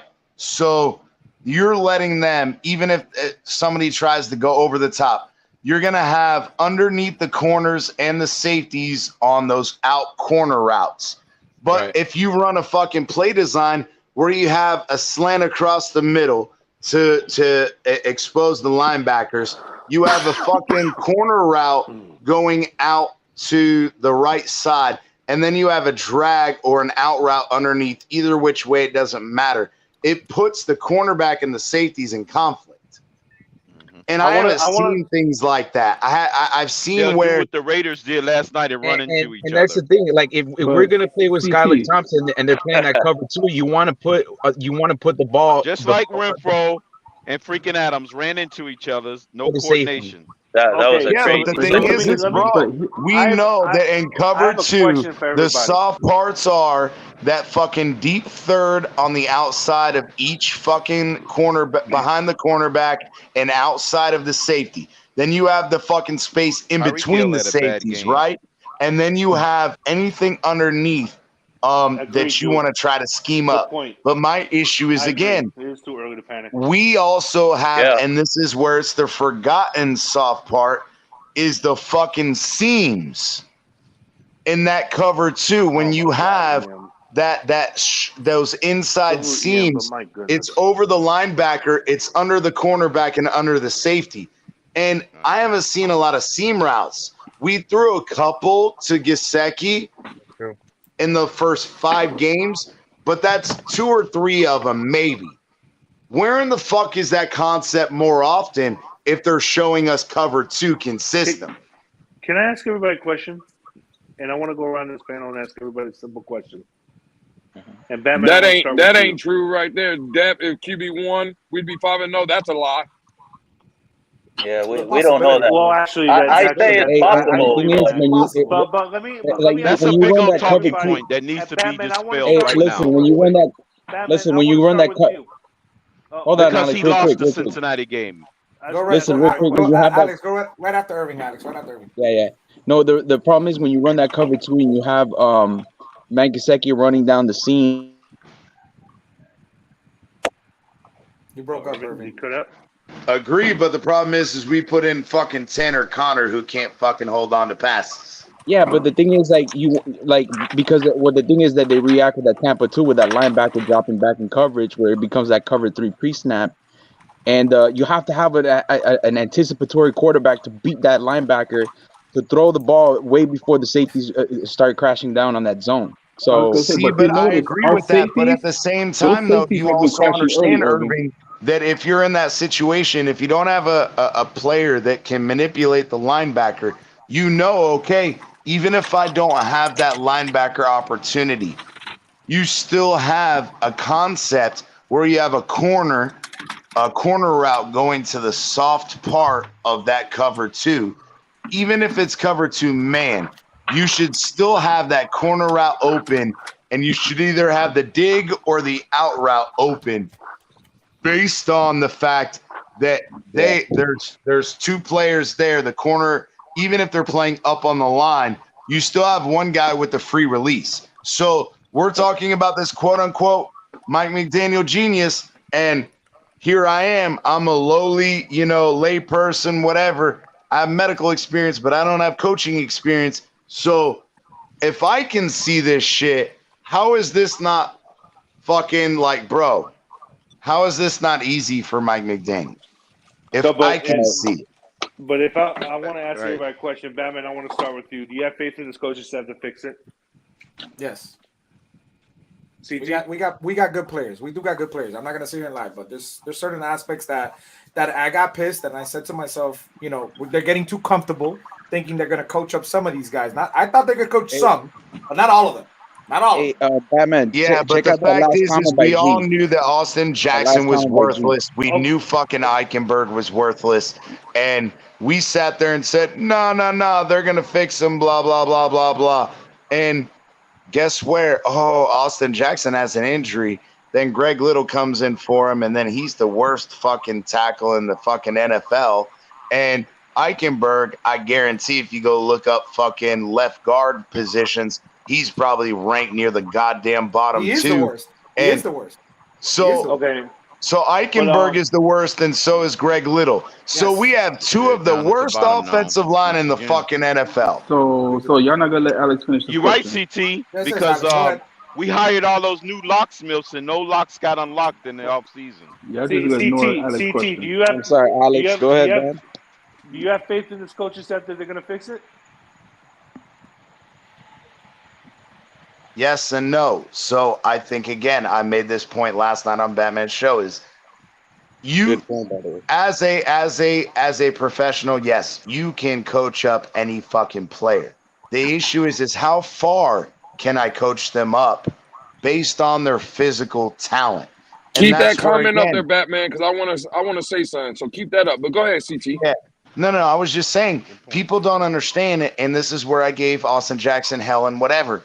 He has all the physical tools in the world, and I have plenty of athletes in my career that had all the physical tools, but they didn't get it mentally. Two had his worst game against the Jets. He threw 3 picks. All I'm saying is, in general, the whole point is you can coach up a player to a certain extent. Last season, against that same Jets defense, they wasn't missing Yeah, nobody. that doesn't matter. And they got better this year. Hey, can I just respond? And they got faster this year. Can I just respond? Against the Jets. What are you talking about? That's fine. We're gonna continue with Alice's question, but I'm just gonna stay as calm as I can so I can answer this question. Okay. Y'all let me know when you're done about talking about last year's game against the Jets. It don't matter. The point of this right here, though, see, this is what pisses me the F off, and again, I'm gonna stay calm. You know why this disturbs me so much and it gets my blood pressure up? And I'm probably gonna have to go to bed after this comment. I'm gonna tell you right now. I already have high blood pressure.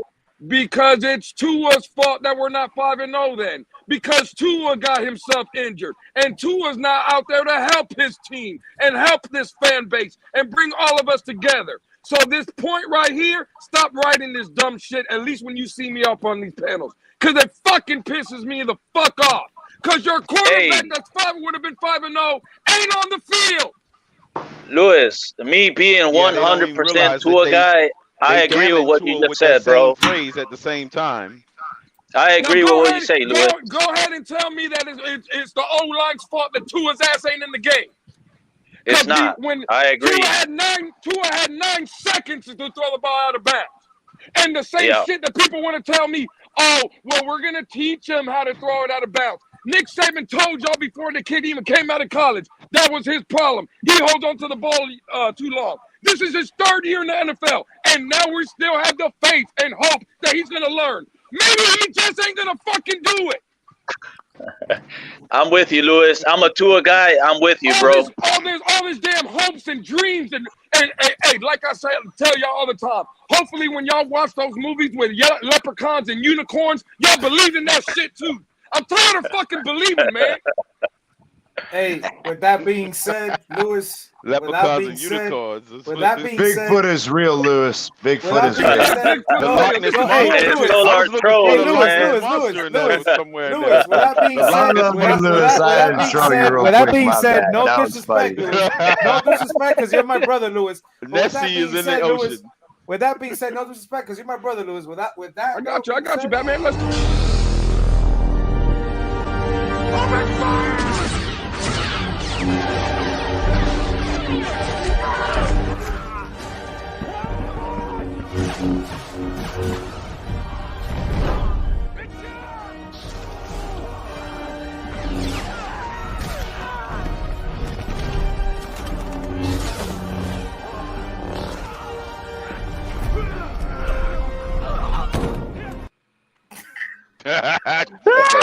You said kick the football, Charlie Brown. Gee, Batman, Batman, you're trying to kill me, Batman. You're trying to kill me. I can feel it. Hey, I have a question for Lewis then. You're trying to take me out, Batman. I have a question for Lewis real quick.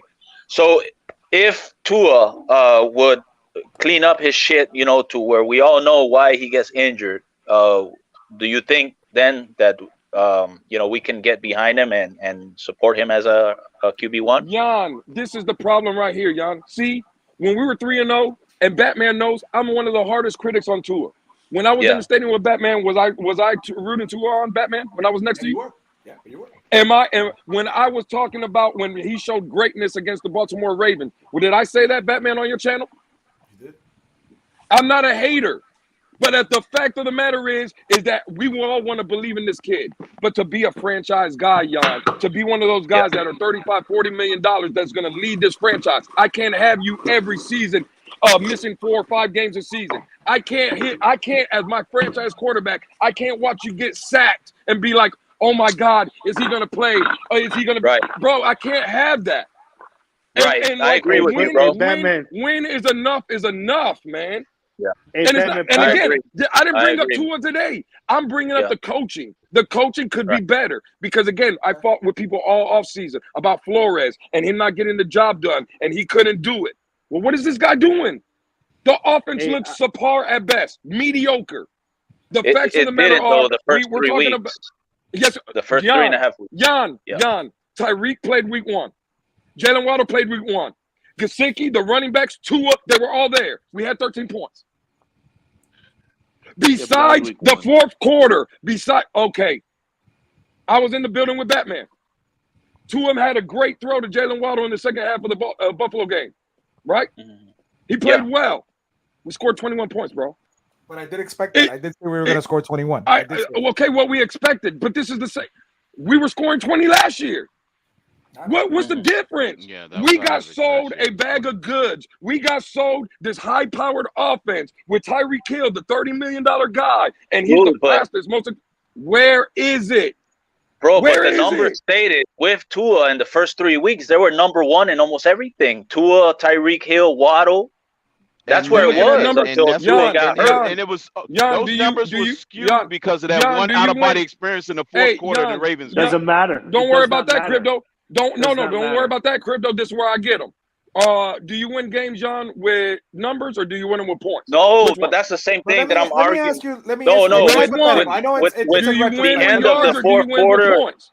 Let me ask you with hypothetically both, because with both. our defense stepped up in that Cincinnati game in the second quarter when Tua was rolling, and then obviously I know I don't want to blame him for He it. only had one good drive, Batman. But That was listen, the but first listen, but drive. it looked Chase like Edmonds dropped the the game touchdown. could be had. Outside of that, his rating we could plummeted have won to the game. 52.6. There was a chance for us to win the game, though, Crypto. We can't say it was gone. The game was gone. But we were in the game. We were in the game. We was in the So game because of Teddy Bridgewater. No, I'm talking about prior to who was getting injured. We were moving the ball downfield. We could have scored that touchdown. We were in the game. We weren't blown out the water. We were keeping up. Our defense stepped up because our defense, beginning of the game. Yeah, but the second drive ended in a field goal. I know. We still trailed. But You we also know forget, Tua is a Crypto. fourth quarter player too. He is. And I know we hate to say that, but he is.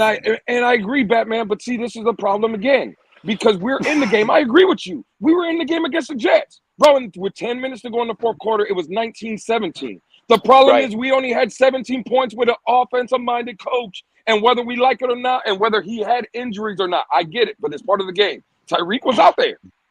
Jalen Waddle was out there. And again, when you watch all 22, this is how I show people I'm not a hater and I'm real because I wanted Skylar Thompson to play. If you watched all 22, there's wide open guys all over the field, and Jalen Waddle was open all day. He was, and that's on Skylar Thompson. But again, right? We expect that from Skylar Thompson. What I don't expect is with 10-day rest, my coach, that's an offensive genius, not to have this kid ready. And we all listened to that press conference from McDaniel yesterday. He told you he didn't have the kid ready.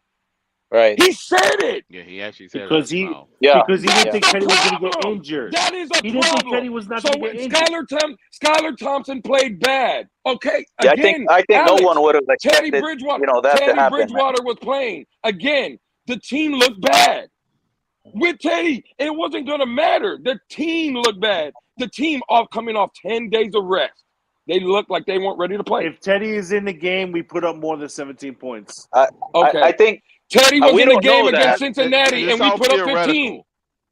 Teddy was in the game Teddy against Cincinnati, combined and got put up 15. 15 points against the Bengals. Adam. But Luis, that was combined. Luis, but it's because of the same issue that Skyler got brought into, man. With that 15 points. I want to debunk It's different, Jan. It's different. Hold on, Alex. I'm going to go because Jan just said it's different because it was the same position with Skyler and Teddy. No. This is where you lose the argument because what did everybody say? What does Teddy Bridgewater bring that Skylar Thompson doesn't bring? Jan? Yeah, experience. Experience of taking safeties. Experience of taking safeties. That's all Teddy's good for. His experience about taking safeties. So there's a difference between putting 7 years of NFL experience than a 7th round, like y'all tell me, a 7th round rookie. You would agree, y'all? Because he lost. No, I agree. 100. There you go. That's times in 2 years, baby. He's a professional. With the Dolphins. 3 times in 2 years. He's a veteran at it, bro. He's a veteran at it. Teddy Bridgewater is one of the top 5 backups in the league. I don't know what y'all He's 0-1 with the Dolphins, though. Exactly. I don't give a fuck about what he did. What he did. Wow. That is the whole point, bro. What y'all missing? Real quick, What is the I want to give a whole thank thing you. with Hold this on, I Bengals. want to give a thank you to Phins Heat Boy 09 for subscribing to the channel. Thank you, appreciate you. Yeah. It's again, hey, no, hold on, guys. I'm about to go. Hold on, I'm about to go. I'm about to go, guys. All right, Vonjo, stop. It all comes down to what are you talking about? Stop. Lately. Well, Joe, real quick before you go, what do you think? What do we do with Jason Sanders? Are we bring in somebody at next season or what? What do we do? No. Shit about Jason Sanders. I want my goddamn offense to score touchdowns. What you talking about? I don't give a fuck about Jason Sanders right now. Hey, we're paying this man. I have bigger issues. I got bigger issues. We're paying this man. Bring in a rookie then. I don't give a damn. The fact that I have to worry about my kicker and my backup quarterback is an issue to me right now. Because he's talking to me, he's the 5th-ranked quarterback, top backup quarterback. I don't give 2 shits. I shouldn't have to worry about my goddamn backup quarterback. Top teams in the NFL don't worry about their backup quarterback. Who the fuck is Josh Allen's backup quarterback? Nobody knows. Who is fucking goddamn Case Keenum? Nobody I don't give a fuck about Case Keenum. Nobody cares. All right. Most of the NFL do not know. Exactly. Most of the NFL do not I'm know just who the hell answering. is their backup quarterback. Nobody knows who Mahomes' backup quarterback is. Nobody know who the motherfuckers are. The motherfuckers don't even play on. And the fact that you told some he didn't expect Teddy Bridgewater to get hurt. I'm sorry. Now I'm going on a rant. It's the most idiotic thing because at the end of the day, you saw your goddamn starter sat there get knocked out for a goddamn game and you miss the next game. And he told some you don't expect Teddy to get hurt. No, at that point, you expect the worst. You should expect and that the hope worst for the exactly. best. So you sit there and you prep that second string quarterback. You saw what happened in front of you, so you gotta let it happen again. What kind of Muppet show are we running here? Good point, You just have a whole goddamn coaching There you style. go, Justo. Get him. I mean, Get him, Justo. Hey, Reed Sinet better be prepared. Reed Sinet better be prepared for this At game. that That was point, an guys, asinine comment by Justo. Batman, No, it's not. It's you actually have a true. wonderful night. Panel, you guys have a wonderful night. I'm gonna go lay up with my wife. Thank you, Poncho. Go do your thing, bro. Leave that comment up there too, Batman. Leave that one up there too. Damn it. But what part you didn't understand? The coach said that he didn't have the quarterback prepared, bro. Well, he better have Reed Sinet prepared this game. He better have Reed Sinet prepared this game. He better. He better. If he was a real coach, he would. Go ahead, Lou. I'm going to go after you. Let me ask you guys a question. Skylar Thompson in the game that he played horrible, right? He had 188 yards, right? All right. Yep. Right. Let's say this game, he wasn't that horrible, man. Okay. Which was twice as much as Tua in his first start against the Rams. I wasn't even going to mention Tua. Let's say that Skylar Thompson does play against Minnesota and he gets his whole week of practice and he's QB1 coming into the game. He knows it. Everybody knows it. He gets all the team reps. What would be a good game for Skylar Thompson in everybody's opinion? I'll give you mine and then we can go around the room. I say if Skylar Thompson gives you 240, 245 yards, 2 touchdowns, I'll give him an interception. Would everybody agree that that's a good game for Skylar? Yeah, and I was gonna even say 220. You know what's funny? That's a good game for Skylar. That's actually a great game. But that's a great game for Skylar. That number. Number-wise, that's fine, Lewis. But I would say leading us to victory, putting us in position. I would say a good game. I agree. Again, I to would win say the a good game game for Skylar without the field goal I kick agree. the crap in the bed. I agree. See, this is the problem right here. Because Justo just said whatever that comment was. I told Batman to leave it up. That's fine. You know why he should be quarterback 2? Because those are quarterback 1 numbers. That's what Tua Tagovailoa gets you. When Tua Tagovailoa gets you 240, 2 touchdowns, and an interception, everybody's, he had a great game. Raving about it. I just told you those numbers, and you guys were like, that's a good game for Skylar. That's what QB1 gets you. That's overachieving for Skylar. Now what? What are you going to say now to hate on Skylar? Because if he comes out and gives you 240, 2 touchdowns, and an interception, now what? Bro, but nobody's hating on him. Well, at least no one here on Justo just said, right? So And that's Alex said, and no. There's a guy in the panel that agreed. Alex, when you seen that comment from Justo, you didn't say, good point, Justo. I agree. You didn't say that? Yeah, I did. Okay, so if Skylar gives you those numbers, the same numbers that your QB1 gives you, what are you going to say? Should he be QB2 then? Our QB1. Should he be? I didn't say nothing about QB1. Just those comments said, I wanted Teddy over Skylar, or I wanted Skylar over Teddy. I'll ask everybody, if Skylar comes out with a full week of practice and with the number 1s, knowing he's the number 1, he gives you 240, 2 touchdowns, and 1 interception. Is he QB2? Yeah, maybe. Thank you. Yeah. That comment just don't make no fucking sense neither. Y'all can have a good night. I love y'all, man. I love y'all. Don't let him get you. You're gonna go there with your wife too, bro. Let me get in the light. Batman, yo te quiero a ti. I love you, Batman. I love you. Keep me up here. I'm killing them. I'm killing him tonight, Batman. I'm killing him. Killing them softly, bro. Loomis. I told you, I texted you, don't let him get you riled up, big dog. Real quick, everybody. Hey, man, shout out. I love him to death. He's just like fucking EM. I love him to death. Both of them, man. They get in the comments. How many people we got to try to tell when they get up on the fucking thing to stay out the comments? Yeah. Hey, real quick, everybody. I love you, Lewis. I told you this shit hundreds of times. On Stevie D show. Real quick, everybody. I want to give a shout out. I want to give a shout out to I love y'all boys. $50 donation from DTA Killer. Appreciate you for the Xavier Howard jersey. Like I mentioned, ladies and gentlemen, we are 4 subscribers away, so we can get that today and we can get it tomorrow. We're gonna be giving away the Xavier Howard jersey tomorrow. And he donated 50, so you're getting 40 entries for the authentic player-worn Xavier Howard on the field jersey. If you want to donate, I'm doubling everybody's entries, ladies and gentlemen. $10 gets you 2, 20 gets you 6, 50 gets you 40 entries. So, ladies and gentlemen, we are 4 subscribers from 300. I appreciate everybody showing love, subscribing, hitting the like button, and then appreciate the donations for the show. And again, for this entry, I am doubling everybody's entries. We're 4 subscribers away. We can get it done. I appreciate everybody. And if you can't donate, hit the like button, ladies and gentlemen. Let YouTube know we got 55 in the room. We're cooking today, guys. I know we're emotional. We're excited. This is our team, ladies and gentlemen. It's our team. It's our team. We're good, Much baby. love, man. Appreciate you. Yes, sir. Appreciate you. Yes, sir. I also want to say on that, Don't worry, hey, Batman. y'all better donate now. You better donate now because I'm letting everybody know. I'm making my last minute entry like I did last time. So, Crypto, you haven't been talking good about Tua, so you know you ain't going to win. I'm just kidding. I know it's rigged. Hey, no, I want you guys, please donate. Batman gives us his time. He works hard, bro. The Postal Service had him working like a dog today, and he still came on tonight. It is 11:10. Shout out and to Batman, bro. On here I'm with still us. working. I love you, Batman. Yeah, Shout out Batman. to you CT. and the work you put in, man. Batman Fuck don't, yeah, it don't man. count. Batman, he got banker's hours. I'm sitting up here working. It's only 10 o'clock. Batman's got banker's hours. No, man. Hey, no, tell him, Batman. Crypto, stop it. Tell him, Batman. I've been up since 6:30 in the morning, Crypto. It was 6:30. It's still That's what's up, Batman. It's still only 10 o'clock here. Bro, he literally worked until I've done everything he prior got to on the 6 o'clock, show. and everybody doing a full day, Batman.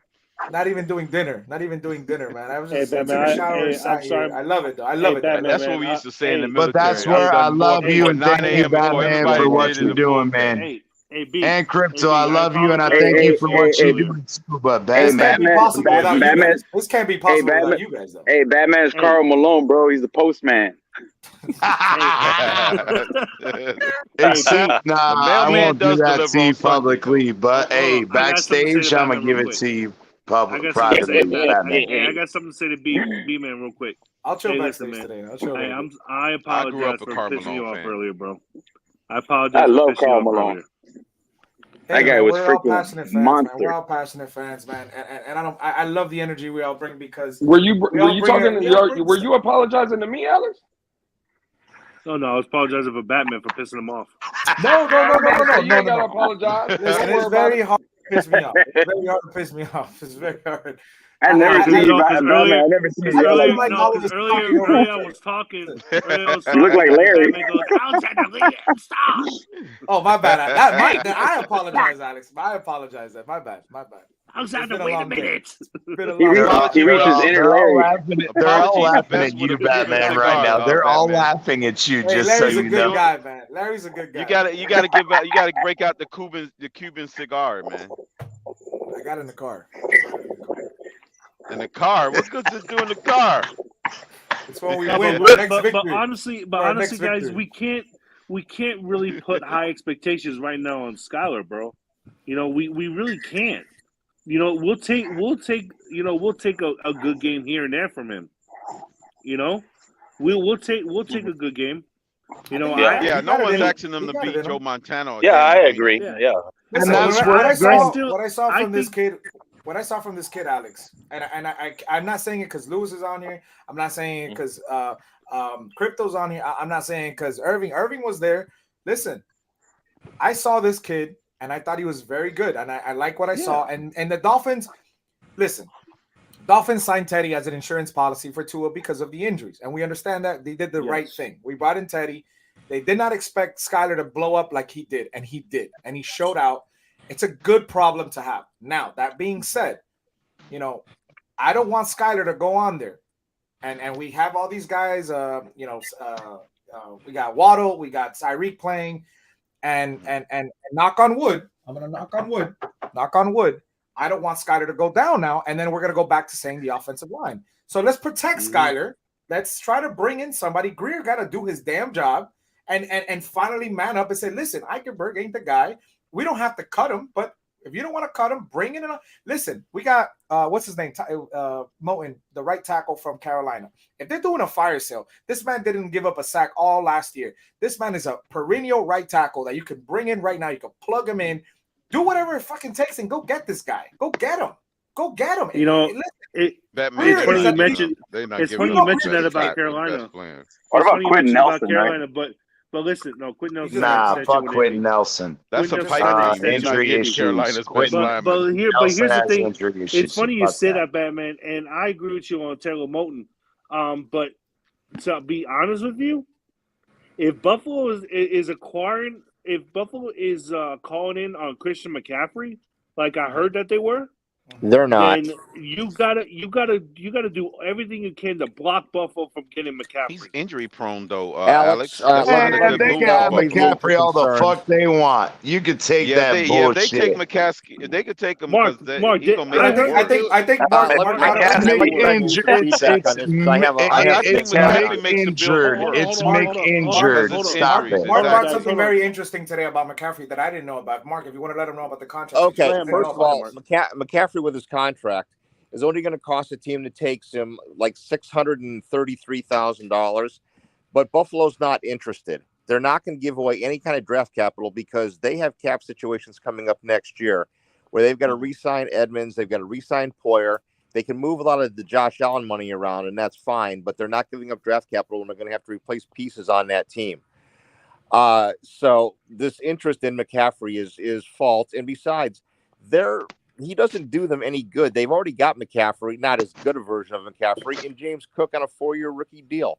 They're not bringing. If Buffalo's looking for anything, I'm with Alex. They're going to go after an offensive lineman because their offensive line is terrible against the run. Well, to be honest with you, they're using their short passing game with teams playing too deep coverage, too deep shell, to fabricate yards, down the field for easy throws for Allen. But we saw that, able to carve out a running game, it's not happening. It's not happening in Buffalo. They're not designed that way, and they need help there. So they're not chasing McCaffrey; they're chasing an offensive lineman. I figure with Deion Dawkins there, there's their best actually offensive lineman, and is Deion Dawkins their best offensive lineman, isn't he? Well, yeah, he's good. He's quote Pro Bowl, but what does that really mean? Spencer Brown is still developing and learning. Saffold, I think, has lost something, to be honest with you. Morris is really, really solid. Bates has been sketchy at best all season long. Now they have depth, but if your starters are not playing all that great and your depth can't get into play because they're supposedly worse than the starters, what does that tell you? That's true. It's very true. I mean, I look at, we talked about the Dolphins' offensive line in their situation, and, I blame that totally on Chris Greer because I kept mentioning this, on every Dolphin talk show that your offensive line depth is insufficient. It's not enough. You can do more, and then get a center. I said it. I must have said it 1,000 times because you get a center, you plug a center in.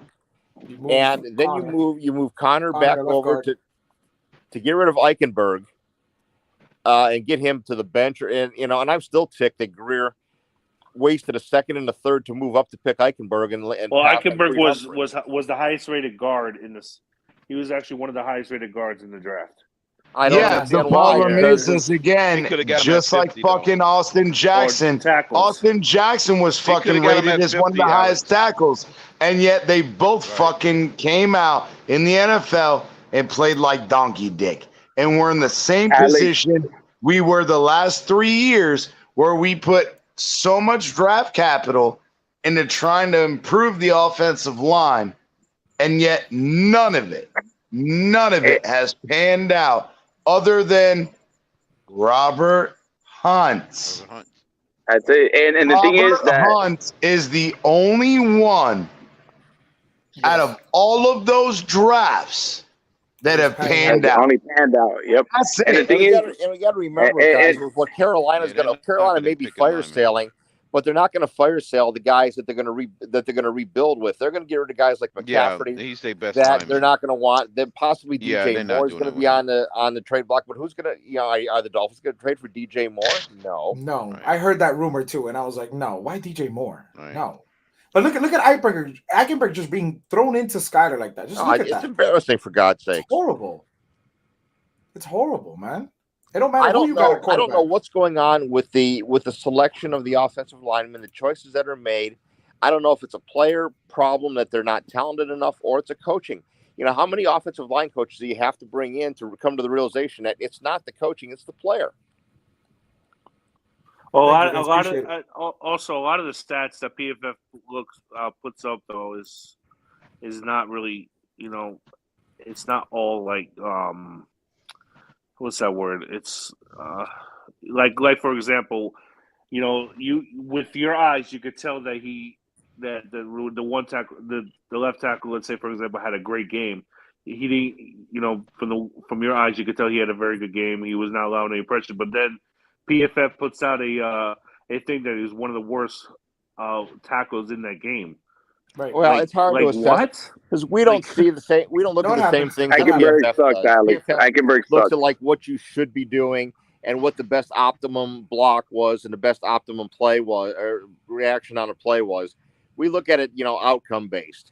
So when I see things, I don't look at Greg Little as being like the worst right tackle in the league. I see Eichenberg as being a really, really horrible guard because I see that on every week as I watch the Dolphins. I'm not ready to throw the book out on Eichenberg just yet because it's only his second year. So you're going to tackle. Ridiculous. Hold on. Alex, can I please respond to that? Let me finish. We're an Eichenberg Eichenberg away from Skyler being down himself. We're an Eichenberg away from Skyler going down. This is what I'm saying. After Alex goes, I'd like to respond, please. How many offensive linemen have had horrible first 2 years? Then all of a sudden they rebound in the third year and become a very solid, a very good tackle or guard. Eric Flowers is not many, to be honest with you. If you don't cut it, Flowers you really. Is one of them. Yeah.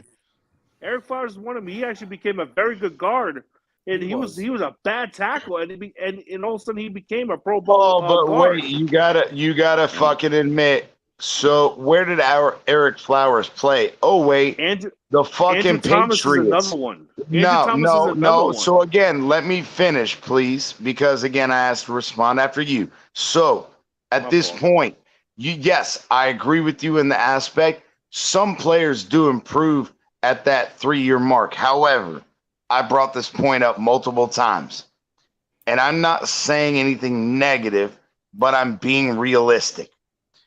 An offensive lineman in the NFL, your shit ain't very complicated.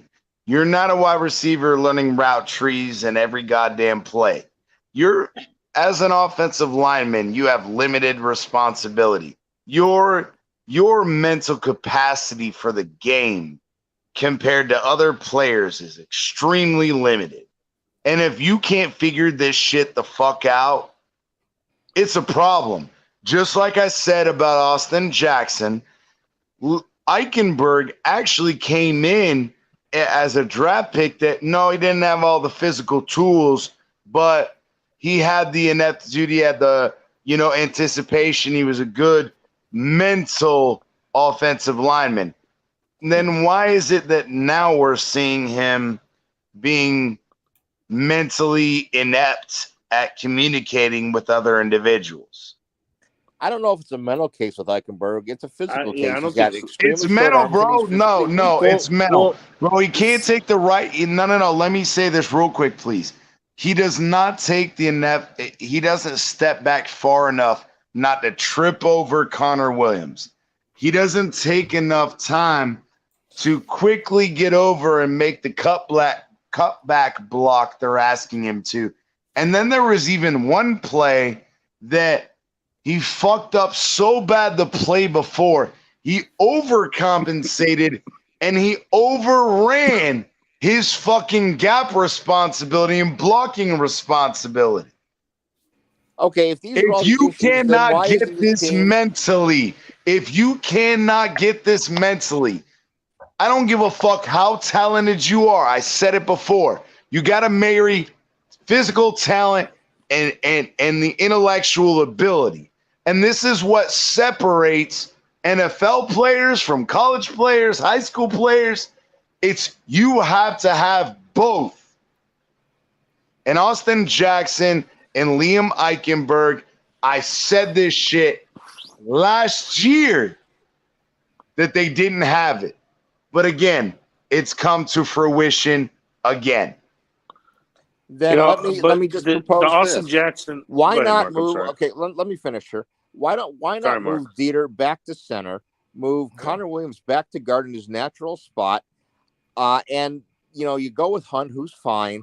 And yes, you're stuck with Austin Jackson when he comes back off the injury list. Yeah, Hunt is fine. That's I love you, but that's your inside. Mark, I think Robert Hunt has been playing like a fucking beast. He has been. Mark, I think he's rated one or number 2 in our line. Yeah, I he's think Mark, two. He's rated 2 at right guard. Eventually, I think because the reason why they won't do that is because Connor Williams is actually having a very good season at center. But them high snaps, bro, them high snaps are getting a little out of control. Alexander, now. Listen, I agree with you. I agree with you. He's having a good season. I think he's like in the top 10 as far as centers and stats, right? But I'm gonna say this though: the snaps are an issue, and if you can figure out that left guard situation with an in-house fix with a Dieter. It's a comment that I know Dieter can't call protection. I heard that. That is true, Green Rat. But somebody, I don't know who said it today. I don't know if it was Mark. Somebody said this today that we're having the same issues with Connor as far as protection. So if we're having difficulties with both of them already calling protection, just put Connor at left guard and put Dieter back at center, man. And at least you're exactly. You have something. Let Connor Williams at the guard. No, wait. Let Connor Williams at the guard because he's the veteran. He's got the intelligence. Let Connor Williams at the guard fucking communicate with them and tell them where they need to fucking be. If Dieter can play physically in that spot, but you're still bringing the head of the offensive line to allow them to identify the defense, let Connor Williams make the calls. Why are we even arguing this? Why are we even arguing this? And I hate this, but the other thing is if let's just say the worst case scenario you're dealing with Armstead and he's out 4 to 6 weeks, you're going to need an experienced high level player to play guard to bridge who's ever going to be brought in at left tackle.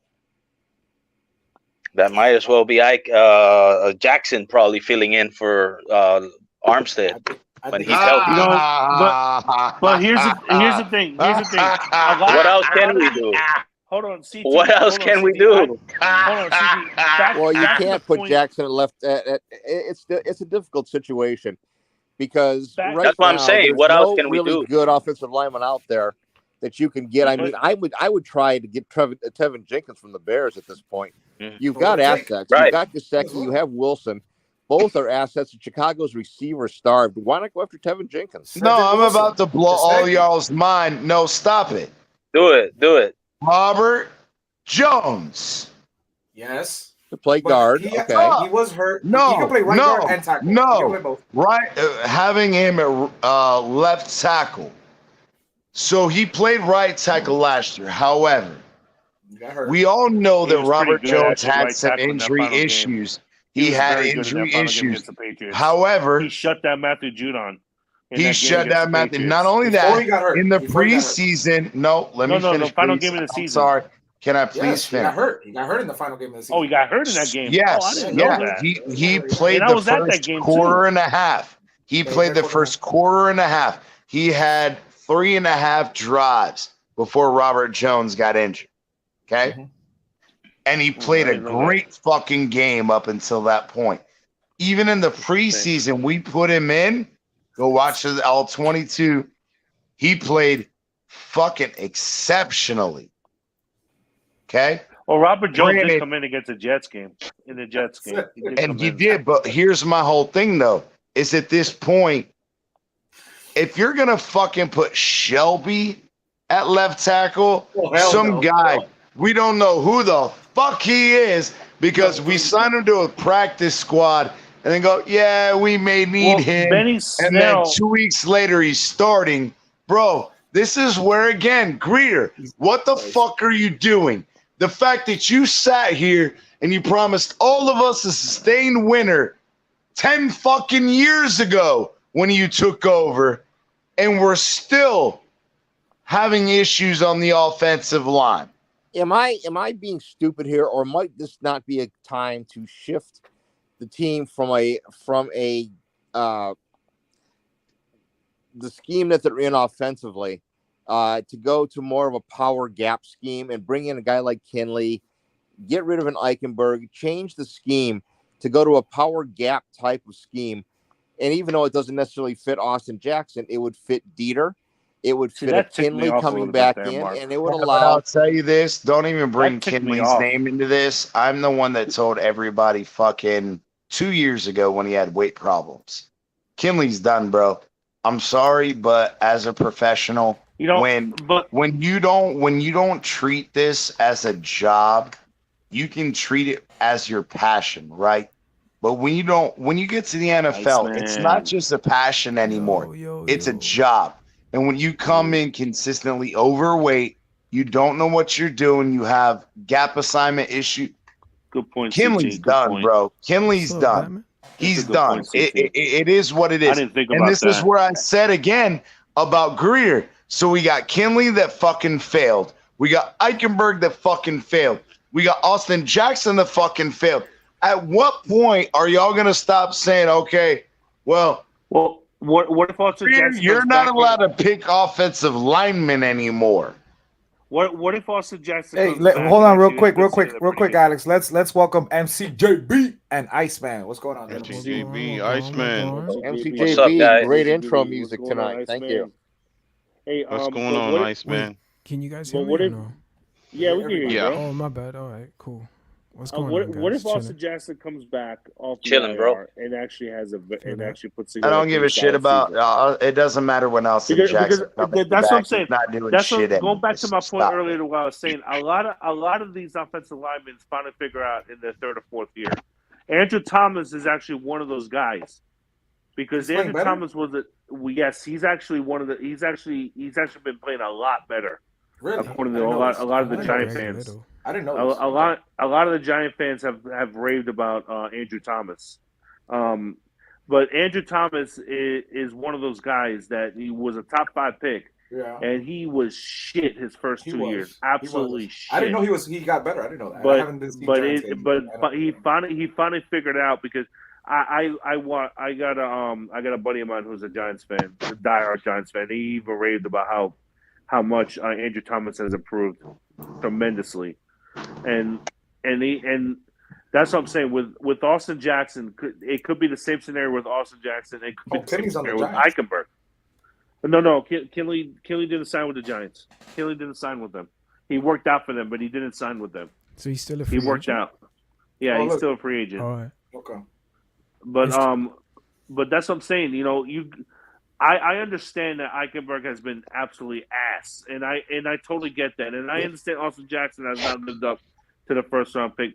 But again, in his rookie year, before he got injured, before that foot injury in his rookie year, he was actually one of the top rated rookie linemen before he got injured, and he just has to go back to that. And he's on the Giants. He's on the Giants. Hello?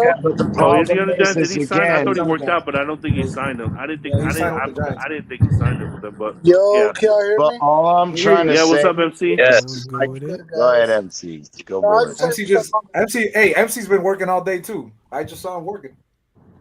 Yeah, I'll talk about it later, man. Today was shit. Oh, still one of those days. He's Ice cold. Yeah, ice cold. he's pissed off because the Phillies just beat the Braves earlier. So, Alex, you're upset. Your team barely even made the playoffs. Damn. Hey, we made the playoffs, but we got. Hey, but it's funny because MCJB want to talk shit when Alabama barely beat 2 Texas unranked teams. And they played 2 little high schools too in the season, so that was cute. You know, he had some nice dubs. That was nice. See, if you don't get out of here with your buffoon, have a nice Oh, come on, dog. I told you, if you play in the Gamecocks just like Kentucky, got it. Alabama can get it too. Alabama can get it too.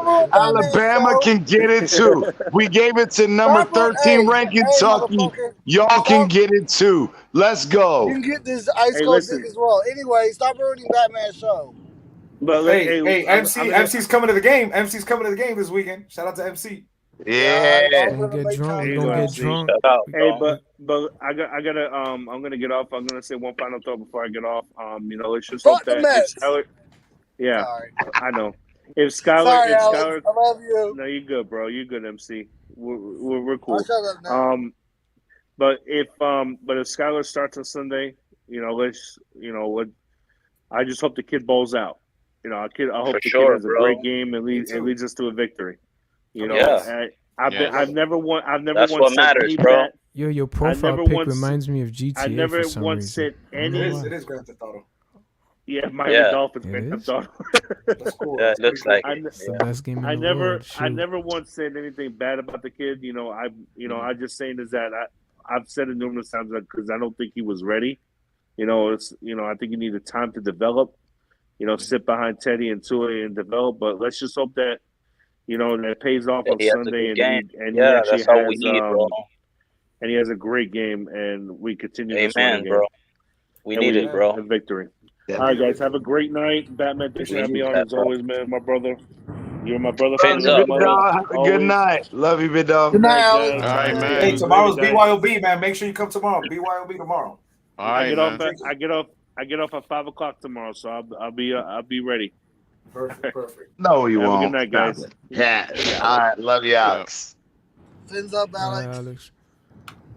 No, Iceman, MCJB, talk to us, man. How do you feel about Skyler time? We're going with the perspective that obviously is Skyler time.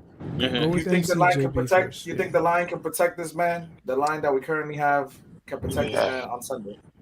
No. I'm sorry. Hold on. MC, you go first, bro. You go first. Who, me? Yeah. I'm sorry. I'm in traffic. What was the question? You think Skyler can be protected by the O line this Sunday? Not in. Who we playing? Minnesota. Yep. Yeah. Ooh. Yeah. The D line now. I'm gonna be fuck it. True that, Iceman. I'm gonna be positive on my team. Fuck yeah, fuck crypto and always call him philosophy. Fuck crypto. You go out and talk to you like that. I ain't none. Someone gets I'm calling for the Braves to lose next 40 games in a row. Y'all motherfuckers don't want to fish them. Thank Jesus Christ. Hold on. I'm going to be positive and say I think they all can block for Skyler. It's going to happen. Let's go. There you go. Okay. Let's go, man. Let's get some positivity. We should let crypto go first and then let MC go after. Damn. Damn, CT. Crypto didn't predict the loss. I love Cryptodamus. I love Cryptodamus to death. I love Cryptodamus. I texted him. Ask him right now on stream. As soon as, actually, it was like, what was it? It was like 8 minutes left in the fourth quarter when I texted you, Crypto. And I go, God damn it, Crypto. You were fucking right again. It was. Crypto texted me in the middle of the game. I texted him, literally. He was at the game. He was like, I'm at the game, big dog. And I said, I know, but you don't call this a loss and fuck you. Hey, I wanted to mention something really quick, if I can. I was listening to Mike McDaniel's presser yesterday, and he's non-committal. Obviously, to Tua, he's non-committal yet. He has to pass the 5-step protocol. But I also noticed that he was non-committal with Skyler yet. He wants to see how Teddy evolves from this concussion crap that he had to go through on Sunday, to see if he's the starting quarterback on Minnesota. Thursday. So I thought it was tomorrow, actually. Tomorrow. Thursday. Exactly. Teddy can't come back. Wait a minute, until Batman. It's got to be tomorrow. They start. Thursday. Yes. Yeah, tomorrow. That's when they start practicing. No, tomorrow. Does anyone know what's going on with Teron Armstead or no? Yeah, so I mentioned this today. I mentioned this today, Iceman. Like, so I've been informed. So obviously we know McDaniel said that Armstead he stayed in New York. He went to go see a second opinion on his toe. He came back. Everything was positive, looking positive. And he says that it was looking positive. Armstead is looking to play this weekend. Now, hopeful. Now, yeah. I heard today from somebody that they were telling me that the reason why he went for a second, and maybe he's looking for a third opinion here in Miami, is because he's thinking about getting surgery on the toe. Now, I don't want to scare anybody, and don't hold me to it, but I did hear that today. I'm not saying that I'm right, not saying that it's 100% accurate. It's from a decent source, you know, it hurts. It's tricky because it's a tricky situation. If he's hurt, you got to get the surgery. Yeah, and he's gonna miss a lot of weeks. That's what I tried to tell y'all at the beginning of the stream is, so if he doesn't have the surgery, if we're gonna leave him out and let him try to rest it, it's a 2 to 3 week recovery, right?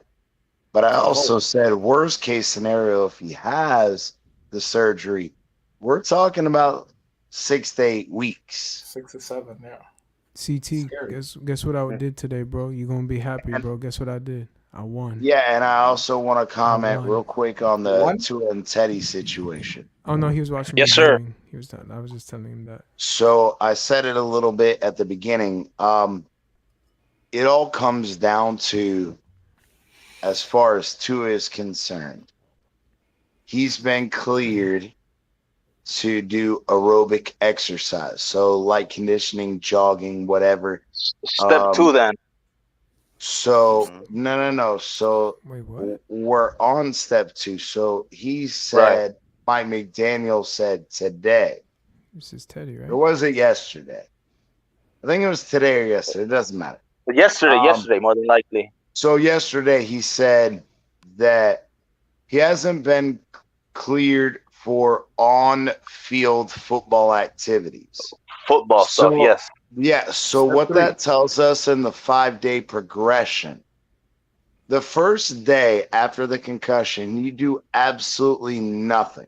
They may evaluate you, but you don't do anything physical. They want you to rest. Okay? Yep. So day 2 is when they give you light aerobic activity. Aerobic meaning with oxygen, so cardiovascular. You're going to take a run. You're going to take a jog. Stretching. Yeah, like yoga shit. Nah, stretching is anaerobic. It's not aerobic. But anyway, the whole point is so they want him to come out. They want the first day to rest. The second day, we're going to give you light activity. We're going to get your heart rate up. We're going to get your blood pumping. And then we're looking for whether or not you're going to have reoccurring symptoms. Right. After you work out, are you going to have a headache? Are you going to feel dizzy while you're working out? Are you going to have any of that? And so the NFL protocol says that they make these evaluations on 24-hour basis, right? So at this moment, Tua has done aerobic exercises without any type of setback. He didn't have any dizziness, any nausea, headaches, sensitivity to light, all of the other symptoms. So he didn't have any of those symptoms after first day. So he was progressed to second day, or the second part of the protocol. The second stage of the protocol, right? Yeah, and so that would have been today. So we don't know whether or not Tua has passed day 2 of that protocol. We have no idea. But we also know, based on what we were told originally from Mike McDaniel, that he was cleared through stage 1, no problem.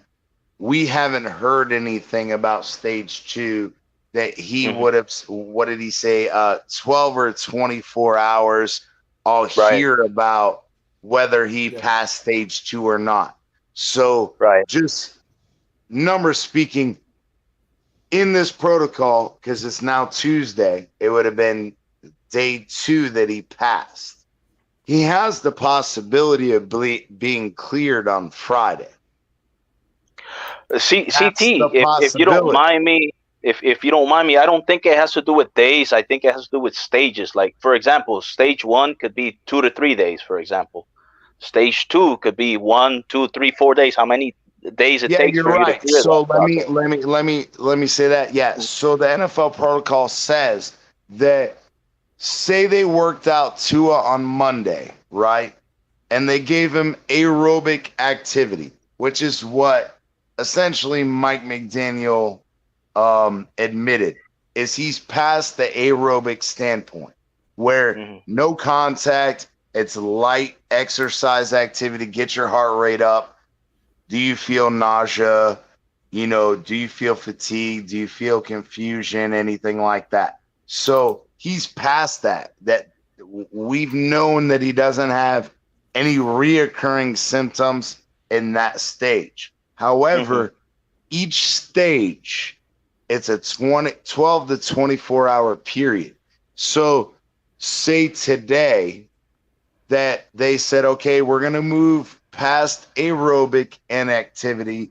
We're going to go to football or sport specific drills, which is the next stage. Okay, can I read out the 5 steps real quick so you can continue? Stage 1 is regular activity, for example, analysis, film, breakdown, all that. Stage 2, light aerobic activity. Stage 3, moderate activity. Stage 4, heavy non-contact. And 5, practice and full contact. Yes. Those so are 5 again, steps. like I said, that first day, just like you said, it's film, study, whatever. Bro, they don't ask him to do anything physically. It's a rest. So the second is light aerobic, which is what I just said. What you were speaking about. It's Yes, sir. cardiovascular, running, jogging. Let's get your heart rate up, and let's see if that exacerbates, meaning does that re-aggravate any type of symptoms you have from your concussion? So, okay, you've passed that light activity portion.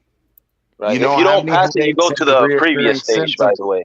Yeah. So what I was saying is the way it works is it's a day-by-day situation. If you pass the previous test, you move on. Now, say that Tua passed on Monday, but he had sport-specific drills today. But he reported any type of reoccurring symptoms. The NFL protocol says he doesn't go all the way back to the beginning. Right, he just goes to the previous one. Yeah, what he was at. So it's just you go back to the beginning of that stage. So if he didn't pass protocol today on Tuesday for day 2, he still has 2 extra days. Because if he passed all of them, he would be cleared on Friday. He still has a 2-day window where he might not pass 1 or 2 days, but he can pass it the next day and still play on Sunday, which is why Mike McDaniels would not tell you whether or not Tua is going to play or not, because he doesn't know. And he even specifically stated, I'm being updated on a 12 to 24 hour notice. Right. Well, that's in line with the concussion protocol. So Mike McDaniel is telling you, bro, I can't rule him out, but I can't rule him in either. Right. Concussion ain't no joke, though. That's just no fun. I'll tell you that. True that, bro. No fun. Yep. I think for sure. Like I don't want to be definite on it, but obviously, like CT said, we haven't heard what transpired from the 12 to 24 hours McDaniel mentioned yesterday. So we don't know what the status of Tua. But that being said, based on the calendars, what it's going to take, more than likely Tua won't be ready for this week.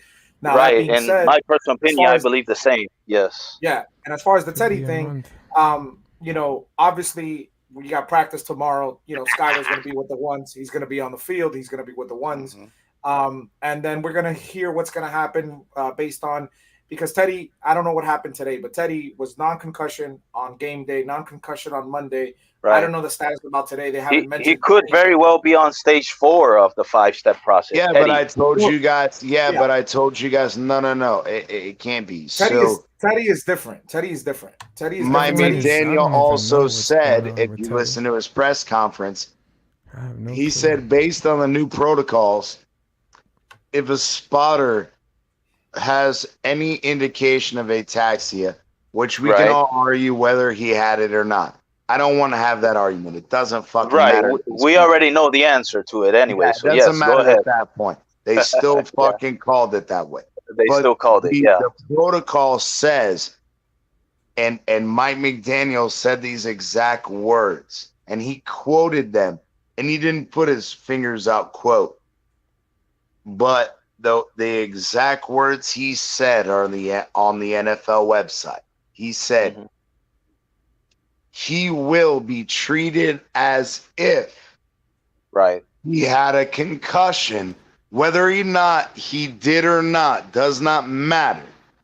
Because the spotter stated that they saw ataxia, that he will go through the concussion protocol as if he had a concussion. Whether he did or not, it doesn't matter. But CT, here's where I'm going though. This is not a matter of days; it's a matter of stages. So you can pass stage 1, say in 1 day. No, because it is days and because it depends. On each day, and this is just from a professional standpoint. If I'm going to work out an athlete in the morning, right? And I have issues. Okay, it's cardiovascular in nature. We're doing a day 1 return to play, recovery to play protocol. I'm not going to wait just 12 hours and then 12 hours after that go, oh, well, you ran light for me and you haven't had any symptoms in 12 hours. So, I don't care if it's 6 o'clock, 8 o'clock at night. I'm going to try to rush you through and go, oh, well, let me let you do some sport-specific activities, and then we'll talk at 8 or 9 o'clock in the morning. No, I think that more realistically, it's a 24-hour symptom situation. Okay. But I think that McDaniel may be being updated on a 12-hour a day. You get what I'm saying? Like, right. Even though the medical staff is only evaluating him every 12 hours, he's getting communicated information every 12. Does that make sense? Yeah. Because as a clinician, I wouldn't feel comfortable trying to go and stress an individual that I know has a concussion. I'm not trying to give them 2 workouts in 1 day. Right, you're right. Yeah, that makes sense for sure. Yeah, and so that's where I think in a minimum with the 5-step protocol, you give them 1 day rest. And I agree with that. That is absolute. I don't give a fuck whether you have the concussion or not.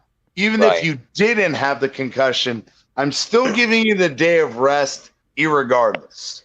Right. And then let me evaluate you.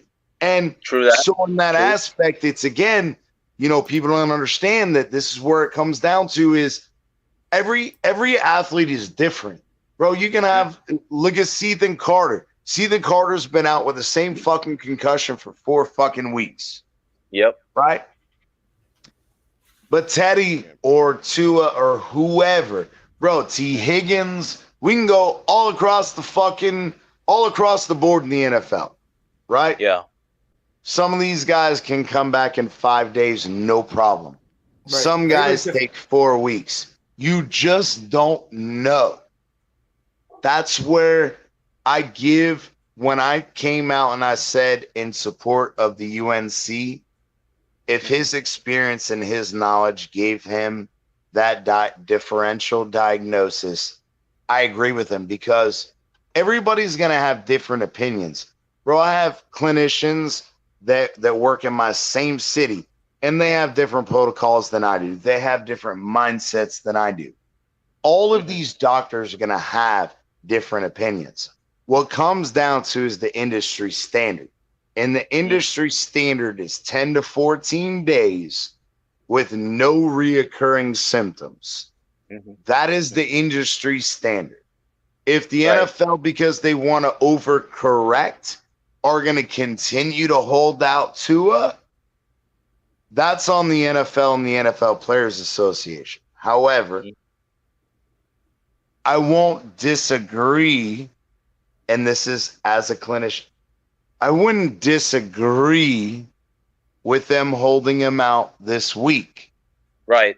I wouldn't either. However, I will give the deference, I will give the professional deference to the UNC, the Dolphins medical staff, and anyone, quote unquote, oversighting them at this point.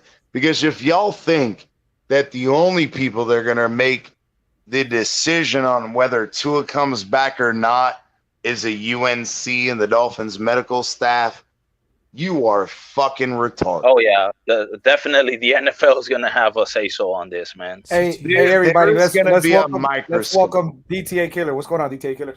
DTA! Yes, sir. What up, bro? What's up, my Phins guy? up, man. Hey, appreciate the donation. Appreciate it. Yeah, man. I just want to piggyback off CT, bro. So the way that they explained it, in my understanding, and what he's saying is correct, is that it's what they're doing right now. It's not a matter of days, right? It's every 12 to 24 hours they revisit where he's at in that step process. So it's not, I don't think it's like one step could be a 4-day thing. Maybe it could, but they reassess. It could if they fail. Reassess. If they fail. So if they do that day's thing and they have some type of reoccurring symptom, the NFL protocol says, we're not going to take you back to the beginning, but you have to restart that day. Does that make sense? Yes, exactly. Yeah. Yeah, it does. What's up, fool?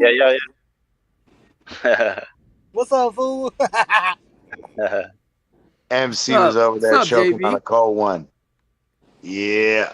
You choking on a cold? Wait, what'd you just say? Oh, you just don't. Yeah. Hey, no, I'm still mad at you. Hey, for everybody out there, yes, I did make a bet with MCJB because they almost lost to another Texas team, and I told them we don't need to hear it. on Friday night.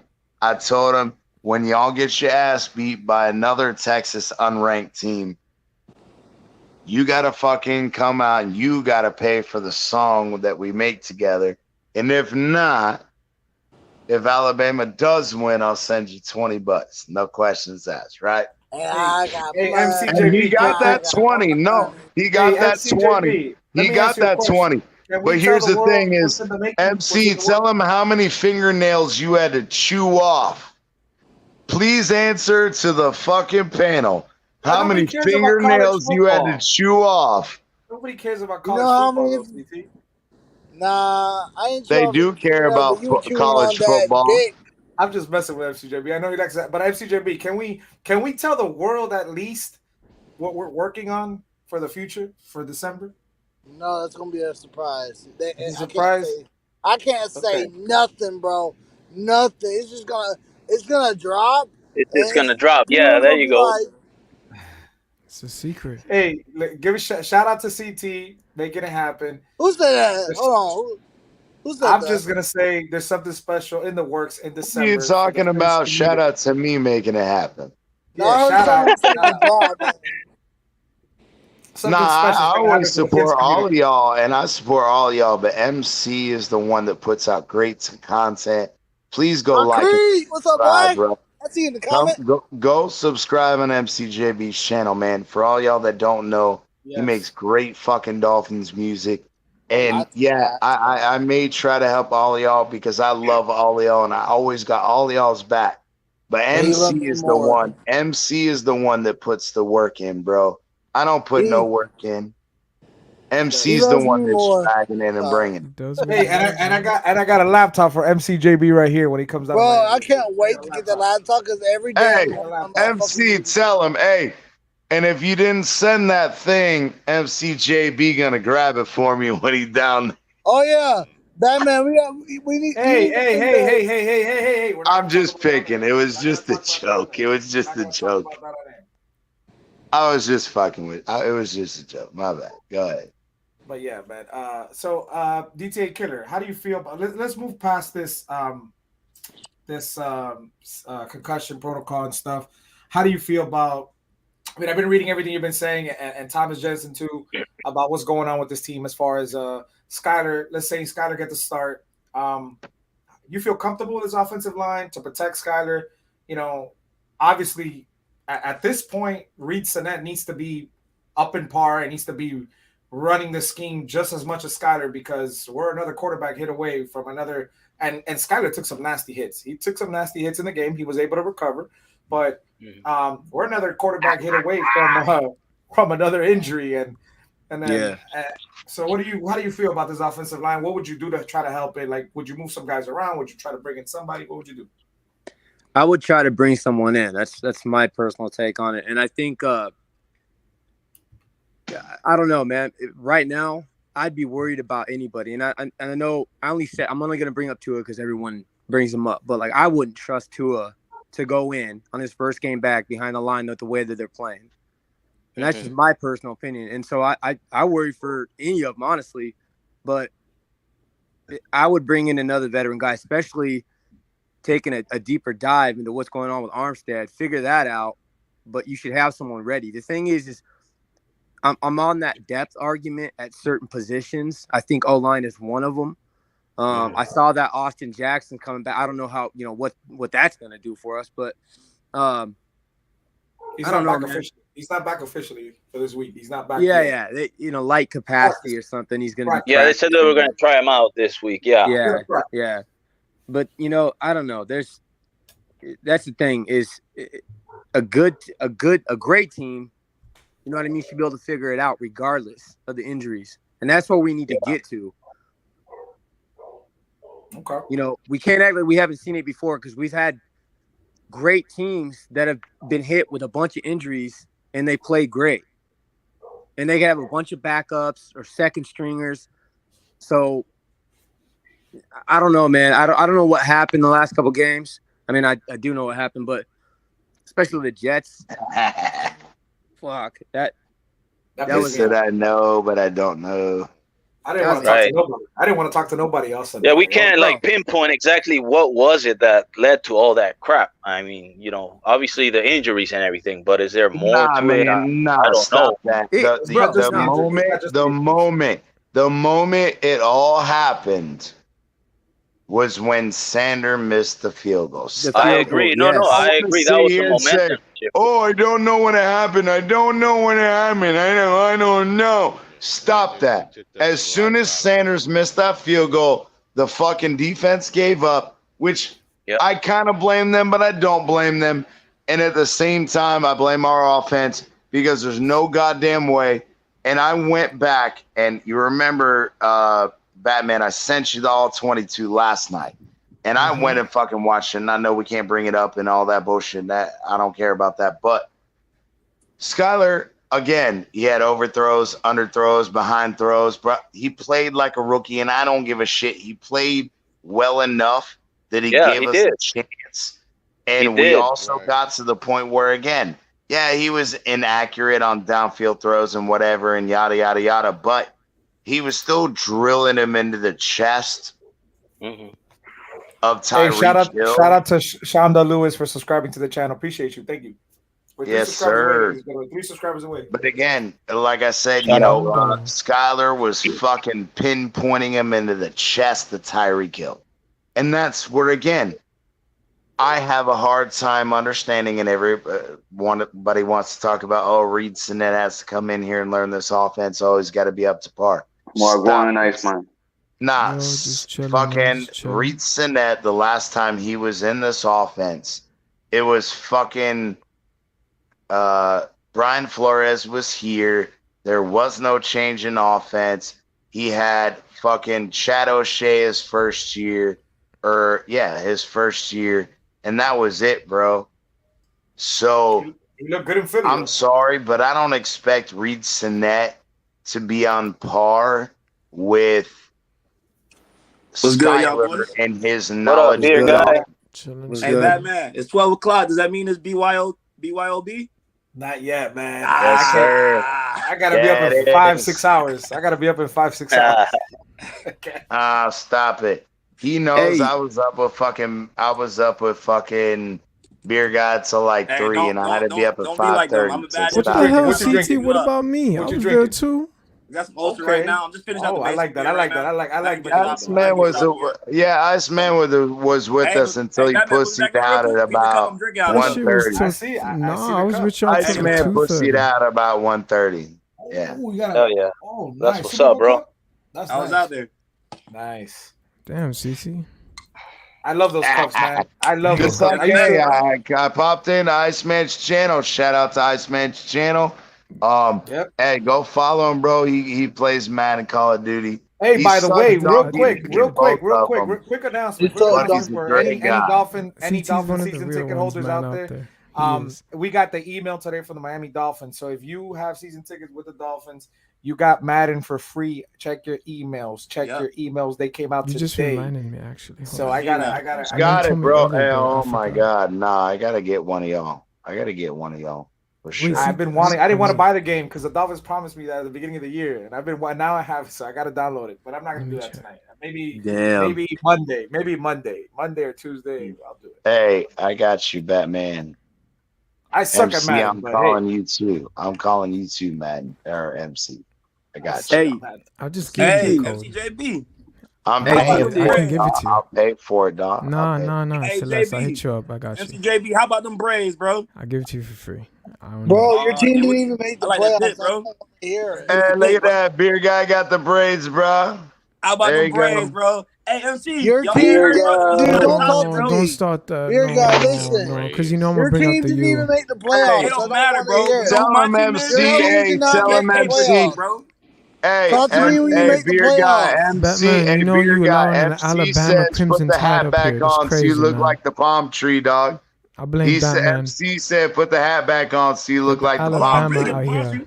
Boy, like, There you go. Y'all remember that Busta Rhymes video? Yeah. Busta Rhymes was successful, though. Everybody says they're gonna give me work with Madden. Hey. Man, Concrete this weekend is down. You already know.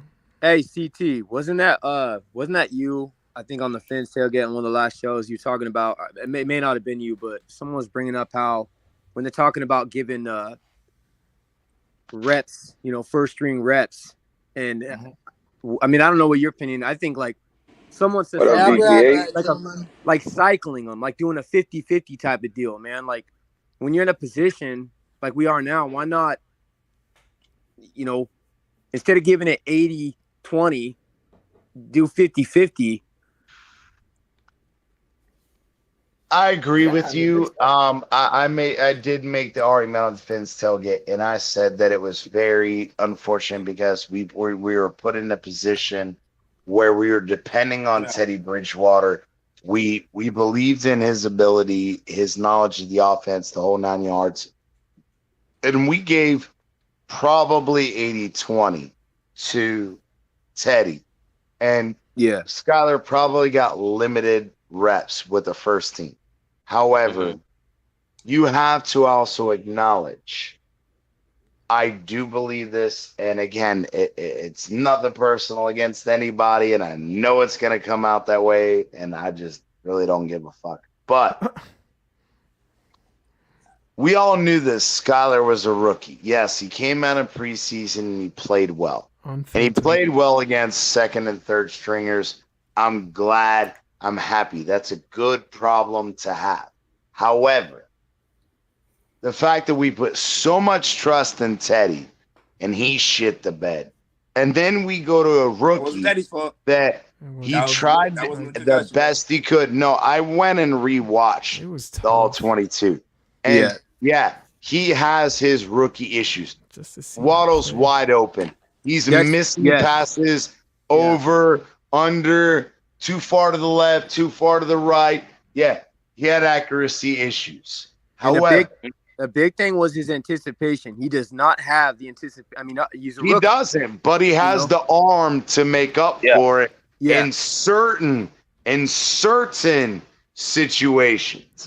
And that's where, again, like I said earlier, he didn't have good touch and good anticipation on long balls. Yes, he got pass interference calls, and I'm not disputing their value to the game and the team, but it does not change the fact that in the short game, he put the fucking ball in between Hill's numbers so many fucking times it wasn't even funny.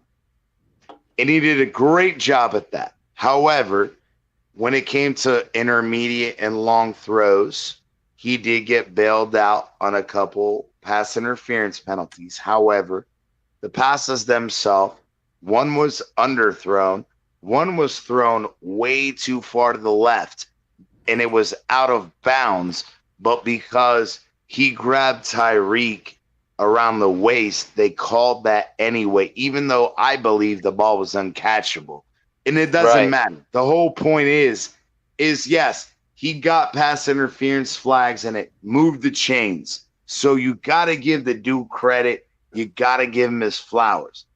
However, my whole thing is he played like a rookie, and I expected him to play like a rookie. But at the same time, it's a situation where, again, you have to temper your expectations. Yes, he came and balled out against second and third stringers. But we're talking about now first and second stringers, where there's only approximately 5,000 NFL players out of the 32 million that play college football, and on top of the fact of the probably hundreds of millions of kids who play rec league or high school football. We are talking about the best of the fucking best. Either you're going to show yourself out, or you're not.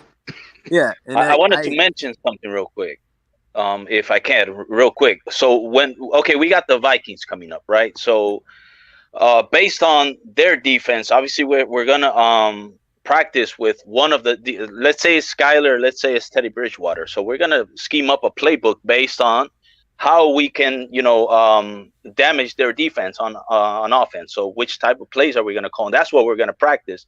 So I don't see how we can do 50-50 if we're going to scheme up a play call based on Teddy's capacity to play as a quarterback and give that same playbook to Skyler. So that wouldn't make sense to me doing it 50-50. But listen, bro, what if Skyler can't do what Teddy does, or vice versa? Teddy should be able to do things at the line that Skyler can't. Plain and simple. So I get. So that's just my Agreed. Yeah. That's fair. So I just wanted to mention that. That's a fair argument. That's a fair argument.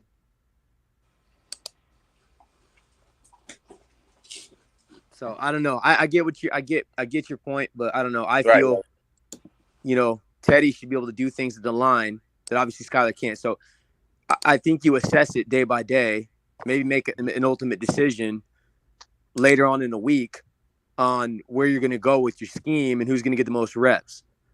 And another, this is off this subject, but I also think we should be looking at options for bringing in another lineman, and maybe look at a cornerback. You ain't lying, bro. AJ Bouye, you got Josh Norman. There's a couple out there. They may not be the greatest, but we need some help right now. Hey, Cater's great, but again, rookies. Right. And if we're not going to You have ain't lying.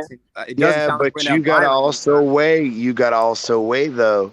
Think about Sam Madison and Patrick Surtain. So I've been around long enough to see their rookie seasons and their second year seasons, and I can give deference to the fact that again, I don't expect them to be perfect. They're not going to be Xavier Howard level, and they're not going to be Byron Jones level.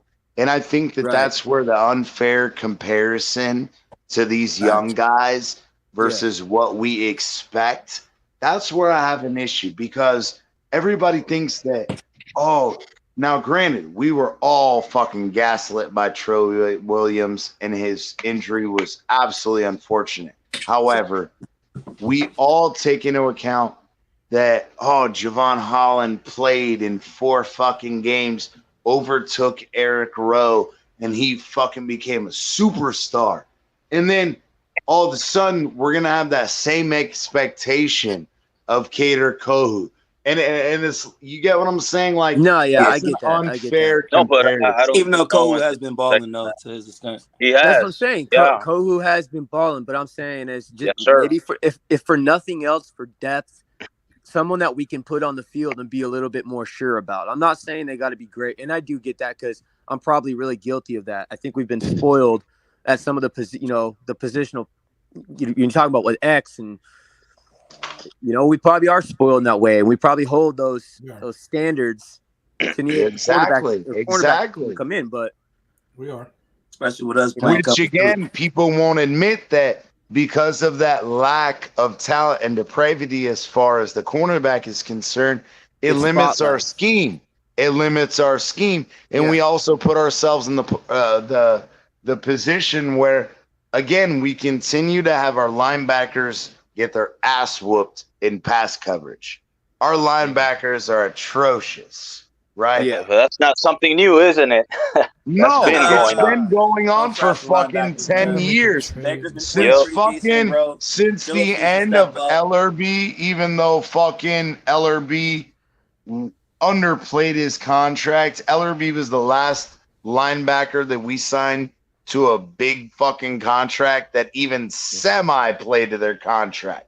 But before that, it was fucking Thomas. It was fucking, bro, McMillan did a good job, but we fucked up and got him injured in the first preseason. Yeah, on the very first preseason game on special game. Goddamn special teams. Yeah. That was crazy, man. Yeah, bro. But the thing is we keep shooting ourselves in the foot. And the fact that we keep Landon Roberts around and, decades. Greer is so fucking great at doing his job. Well, if he was so fucking great for the last 3 years, whether it was Kyle Vannori in year 1, you signed him to a massive contract and he underperformed, right? So then we sign a Landon Roberts and go, oh, let's try another fucking Patriot defunct, shitty fucking middle linebacker. And we paid his ass too. And yet here we are in the same position 3 fucking years later, and everybody's wondering why it's the same. Yeah. It's insane, bro. It's insane. It's insane. Doing the same thing, doing the same shit over and over and expecting different fucking results. Yeah, I think we it's fucking sad. It's fucking sad. This Sunday, bro, I see it really tough, man, to be honest, man. The beatable game was this Sunday that we just lost. Yeah. Nah, bro, you can't say that. None of these are. You gotta be positive. You gotta be positive about it because at the end of the day, like I'm telling y'all, I'm sticking to my prediction. I think no. I think Tua is playing. Listen, I don't. Let's do predictions for Thursday. And I want him to, bro. Let's do the predictions for Thursday. Tomorrow we drink. Let's do it, baby. Let's do it, man. Listen, everybody. So appreciate everybody. Come on. If you guys want to chill backstage, I dropped the link. You got it. We're gonna be hanging out backstage. It, Batman. You got it. Is it the same one that we're on, or what, bro?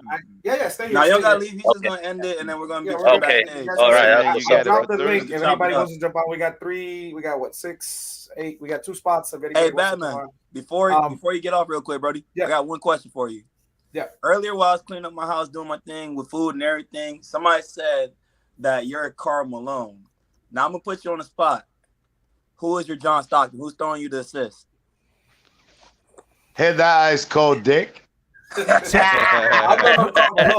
a purebred scorer. I'm a purebred scorer. MC, come get him. Nah. Yeah, no, just I don't need a John Stockton, bro. I don't need a John Stockton. I'm not gonna say that on air either. I'm not gonna say that. Nah. Hey, I put it backstage too. I said, hey, Wade, bro. they comparing him to Malone, but I don't think the downstairs is Malone-like. That's all.